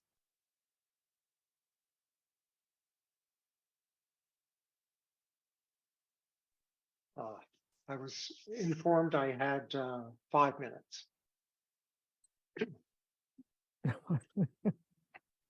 Hi, I'm Scott Englander, town meeting member, precinct 6, and a lifelong energy professional. I'd like to thank ZAB and for this suite of articles, and which create a portfolio of tools to accelerate Brookline's transition from talking the talk to walking the walk on climate action. I'm impressed with the whole ZAB team and their work. They're smart about electricity, and they have the knowledge and vision to understand what needs to be done to accelerate progress. The articles won't accomplish tangible results just yet, but instead set in motion a process. Passing these articles and follow-on legislation enables the town to develop specifics for you all to weigh in on before enacting the measures. And in this case, that's through the select board, et cetera. So I urge you to support this process by voting yes on each article. I want to focus on a couple of features of warrant article 23 in particular. First, the ability to add a net electricity surcharge of up to 2 cents per kilowatt hour through Brookline Green Electricity to fund local incentives. So what does 2 cents per kilowatt hour mean on an electricity bill? Next slide, please. Electricity bills have two major pieces, delivery and supply. Delivery pays for the fixed cost of wires, and supply pays for the energy consumed and related services. The current residential delivery piece amounts to about 14 cents per kilowatt hour here in Brookline, most of which is distribution and transmission, the two uppermost blue bars, totaling about 12 cents, less if you have electric heating. The supply piece on Brookline Green will be about 16 cents per kilowatt hour beginning in a couple of weeks. Supply prices are now higher than they had been due to the war in Ukraine. Altogether, as you can see here, that's about 31 cents per kilowatt hour. So the maximum net surcharge proposed to be eventually to be permitted 2 cents a kilowatt hour is about 6.5% of the total bill at these rates, not counting the fixed customer charge. That is, it's on the order of the Massachusetts sales tax. Second, I'll talk about demand response. Next slide, please. This book, Spot Pricing of Electricity, was published in 1988. I'm sure when I'm done, you'll all want to run out and get a copy. But seriously, the book was revolutionary. It laid out the theory and math for electricity pricing that would vary with time and location, and envisioned, once implemented, that price responsive demand would, together with generation, help to minimize the total cost of production and to balance the system. I read it in the mid-90s, working with my colleagues Michael Karamanis and Richard Tabers, two of the authors, who've been part of the team led by Fred Schweppe at MIT. I was working with them on the design of wholesale electricity markets that implemented the theory, which was happening around much of the US. I was also doing work related to their efforts to test how large buildings, in response to real-time price signals, could optimally control thermal storage for heating and cooling. Now, if you had told me then that the dynamic pricing of electricity at the retail level and demand response wouldn't widely be in use by 2022, I would have asked what you were smoking. But here we are. Next slide, please. If you were to electrify some aspect of your life, say trading your gas guzzler for an EV or heating with a heat pump, the prices here would apply round the clock, even if you programmed your EV to charge only in the wee hours, when the actual cost of delivery should be close to zero instead of the 12 cents per kilowatt hour shown in the blue. And when market prices for supply in the green are far less than during the day. Flat pricing can be unfair, inequitable, and fail to provide the right incentives to use electricity when it burdens our grid less, pollutes less, and costs society less. Next slide, please. Next. Warrant Article 23 allows the town to develop special optional pricing for programs that are more in line with actual costs and rewards customers for doing the right thing. Please vote yes on Warrant Article 23. Thank you. Thank you. Linda Olson-Pelkey, you have a question?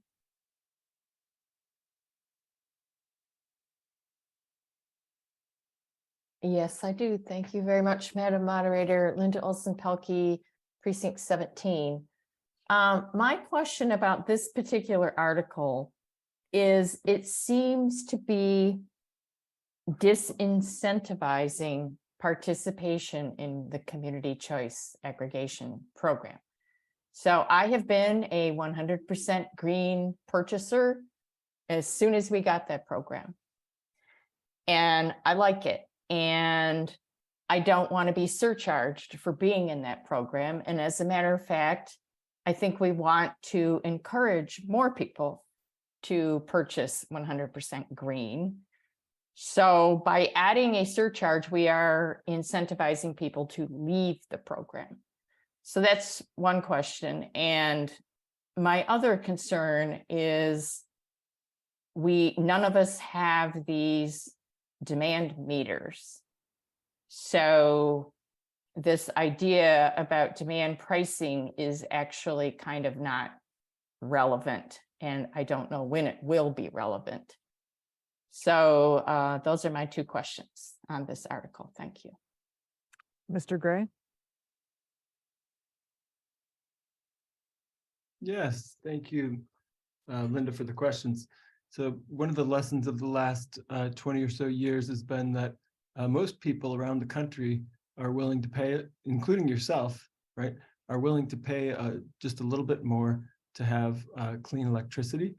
And one of the changes that we've made to this program recently is that although there were great campaigns to get people to opt up to 100%, and you and I were both individuals who chose to do that, it never got to about more than 5% of the town. And so we've now moved into an opt-out model where the default will be 100%. And the rate at that 100% is quite competitive with the other options that people could choose. And there is quite a lot, as Wendy mentioned, quite a lot of pressure on the administration of this program, which is done by town staff collaborating with a professional broker.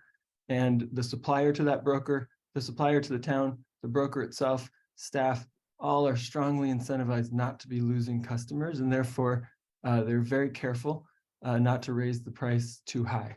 So that is the mechanism to prevent people from leaving, to the extent that it would run counter to our goals, which I agree would be a problem.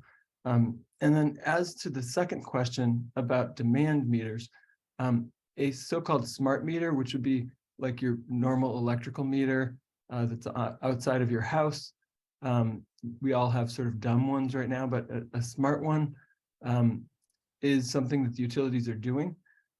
It is neither necessary nor sufficient for demand response programs. And I'll give you an example of how a demand response program works without a smart meter. If you install a juice box electric vehicle charger in your garage, it is on Wi-Fi, and it can participate in a program where you can be reimbursed for charging off-peak, and you can set the charger to make sure your car is charged in the morning, but to charge as much as possible off-peak to save yourself money. So the program works with software on electric vehicle chargers. Thank you. Mr. Doggett, you have a question?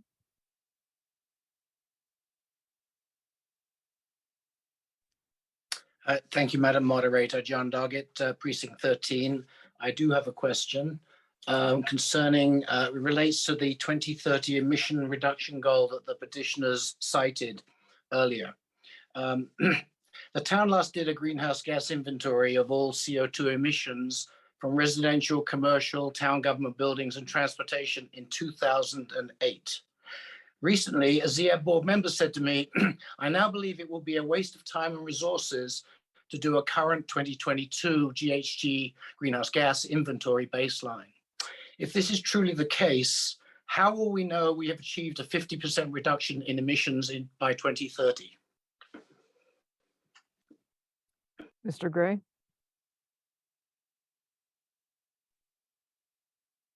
If you want to pick somebody else to ask the question or answer, that's fine. But right now, Mr. Gray, you're the one I'm looking to.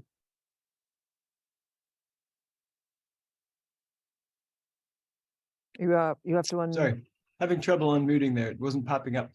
All right. So the ZIAB is less than a year old, and one of the things we're working on is getting better measurements of our emissions. So we have a collaboration with a company called Power D City, and we're working on getting that information. But basically, a small board such as the Zero Emissions Advisory Board could spend all of its time working on measuring emissions and never have any time to actually reduce them. And what we know is that we need to stop burning stuff. We need to convert all of our buildings to electric. So a good way to measure that, that's pretty straightforward, is the number of buildings that have been retrofitted to electric. And then Werner Lowy, who's on the board as well, and who has worked on a lot of those studies, may have more that he wants to say on this.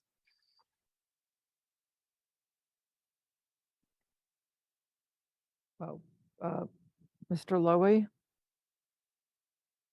I know you're in the lineup later on, but would you like to, Werner Lowy, L-O-H-E? Would you like to address this question now?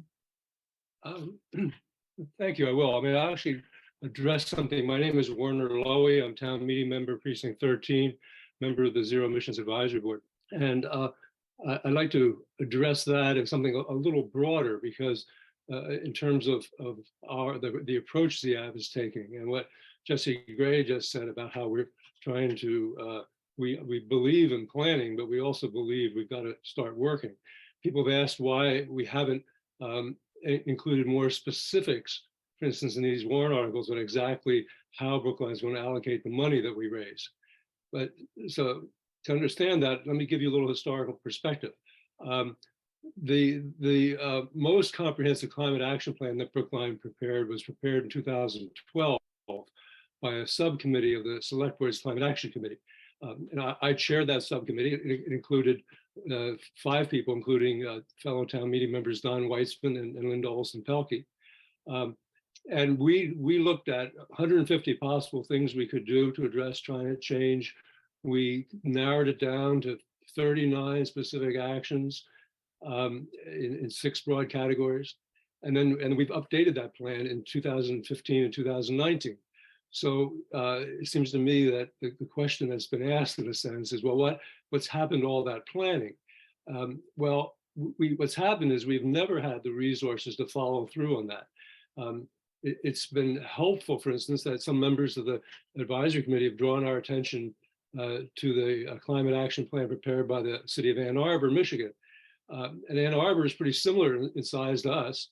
And over the next 10 years, they plan to spend a little over $1 billion. That's $1 billion. They have a plan that looks a lot like ours. Instead of 39 actions in 6 categories, they have 44 actions in 7 categories. And like us, their highest, at least I think their highest, or one of their highest priorities is electrification of private homes and buildings. And also, like every other community in this country, they haven't yet figured out exactly how they're going to do it. But what they have done is say that they're going to hire 15 full-time staff to implement their plan. That's the kind of commitment of resources that communities across this country need to make. Now, realistically, Brookline is not about to hire a dozen or even a half a dozen full-time staff, but we do need resources, both to do the climate work and to give the one person that we do have on staff the resources to help us update our climate action plan and implement it. Okay. I didn't hear what you said. There's a motion to call the question. My personal view is that there is a lot of confusion about what this article is asking for. So I'm not going to grant it at this time. Susan Roberts has a question that I will allow. Thank you, Madam Moderator. I had a question about how. Identify yourself, please. Oh, I'm sorry. My name is Susie Roberts, precinct 17. I had a question about how the rate would get set. The part of the surcharge would get set from year to year. So I've heard that were this to pass, Brookline would be seeking home rule to be allowed to surcharge those involved in the Brookline Green program, which I am at the highest rate, an additional up to 2 cents per kilowatt hour. And that 2 cents would go toward funding the kinds of programs that are within the suite and what Mr. Lowy was talking about as well.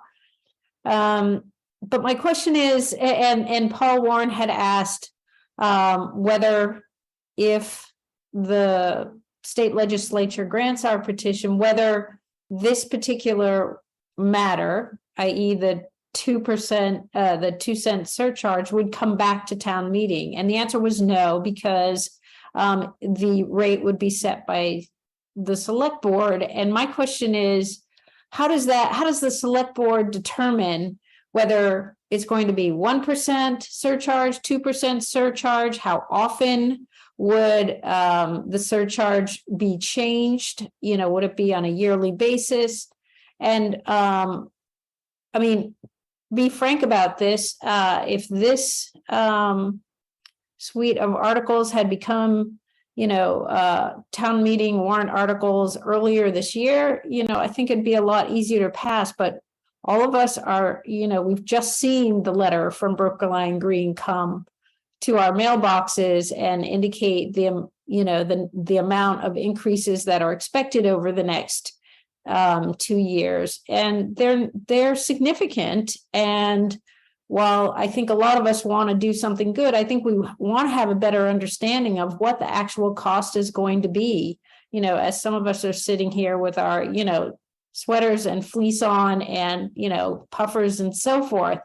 I think we want to have a little bit more information about how these surcharges are going to affect us, how they're going to change, and so forth. So I appreciate a response. Thank you. Mr. Gray? Yes, it's a good question, and rates have definitely gone up, and it's hard on everyone. It's hard for me to speak about what the select board would do. I think it's safe to say that there's a possibility that they might impose the maximum 2 cents, which, as Scott described, is roughly 1/15 of the current price. But I don't know, maybe they would impose 1 cent. And I think that if there was a lot of concern about this, another option would be that town meeting could in the future take this back into its own hands. Town meeting could decide to take charge of this and from the select board, and be more involved and more determinative about the process. Lee Selwyn?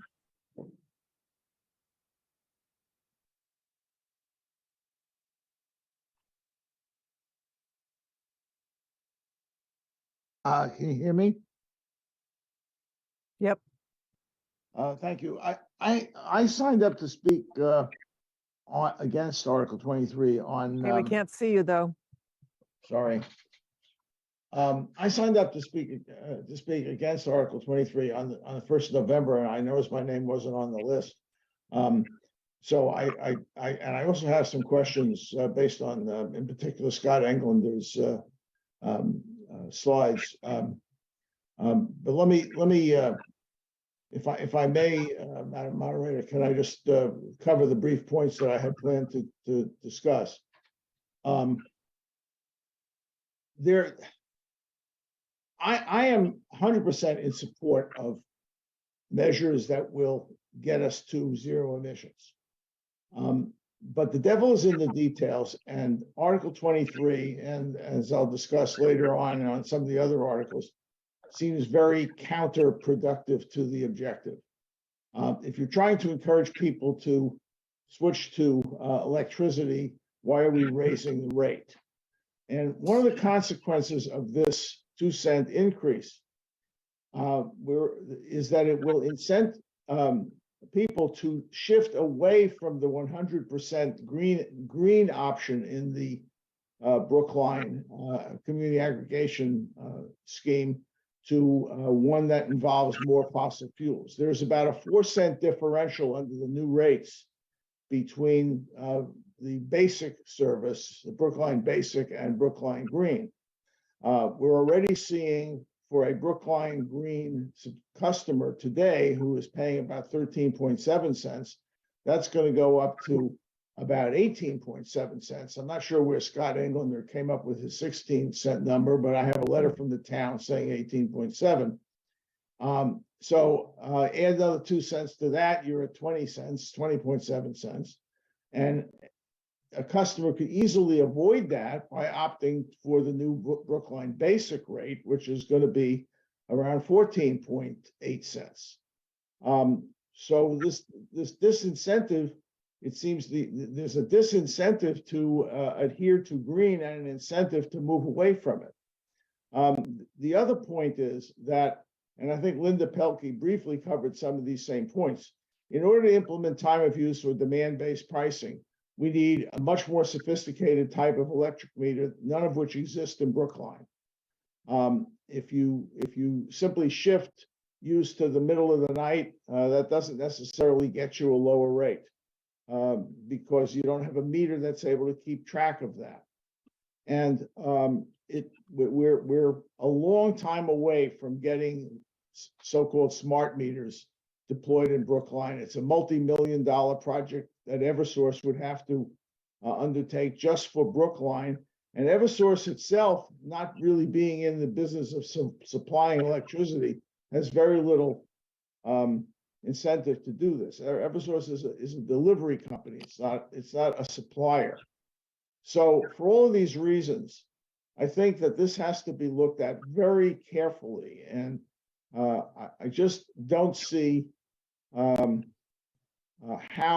this possibly helps what ZAB is looking for. I think it's counterproductive. We don't even know when off-peak is in the context of renewables and things like solar and wind. It's a totally different environment, and traditional policies simply don't work. So I would urge no action on this and until we get a better and more appropriate plan. But I would like Mr. Englander to explain where he came up with his rates. Mr. Selwyn, I apologize, but I'm going to interrupt you.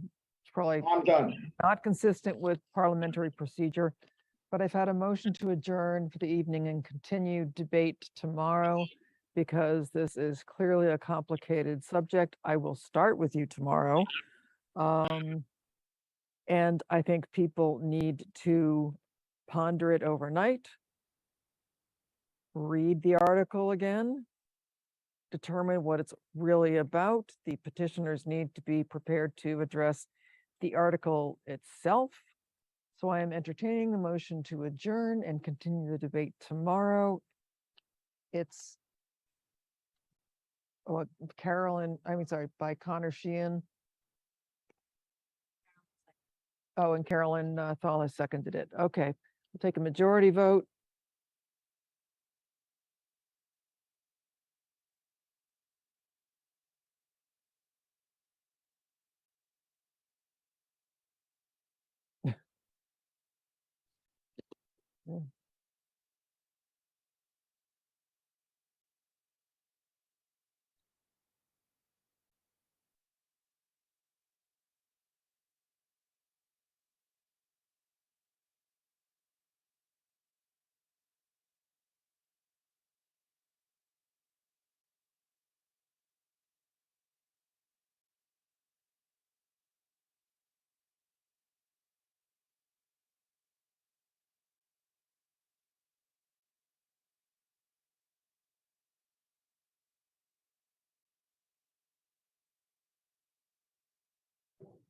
Okay. 73 yes, 51 no, 7 abstentions. The motion passes with 173 yes, 51 no, 7 abstentions. We will pick this up at 7 o'clock tomorrow, and Mr. Selwyn, as I said, I will call on you first because I interrupted you. We are adjourning. May I have a motion? Oh, we already just did that. I'm certainly done. Turn off the cameras. Good night.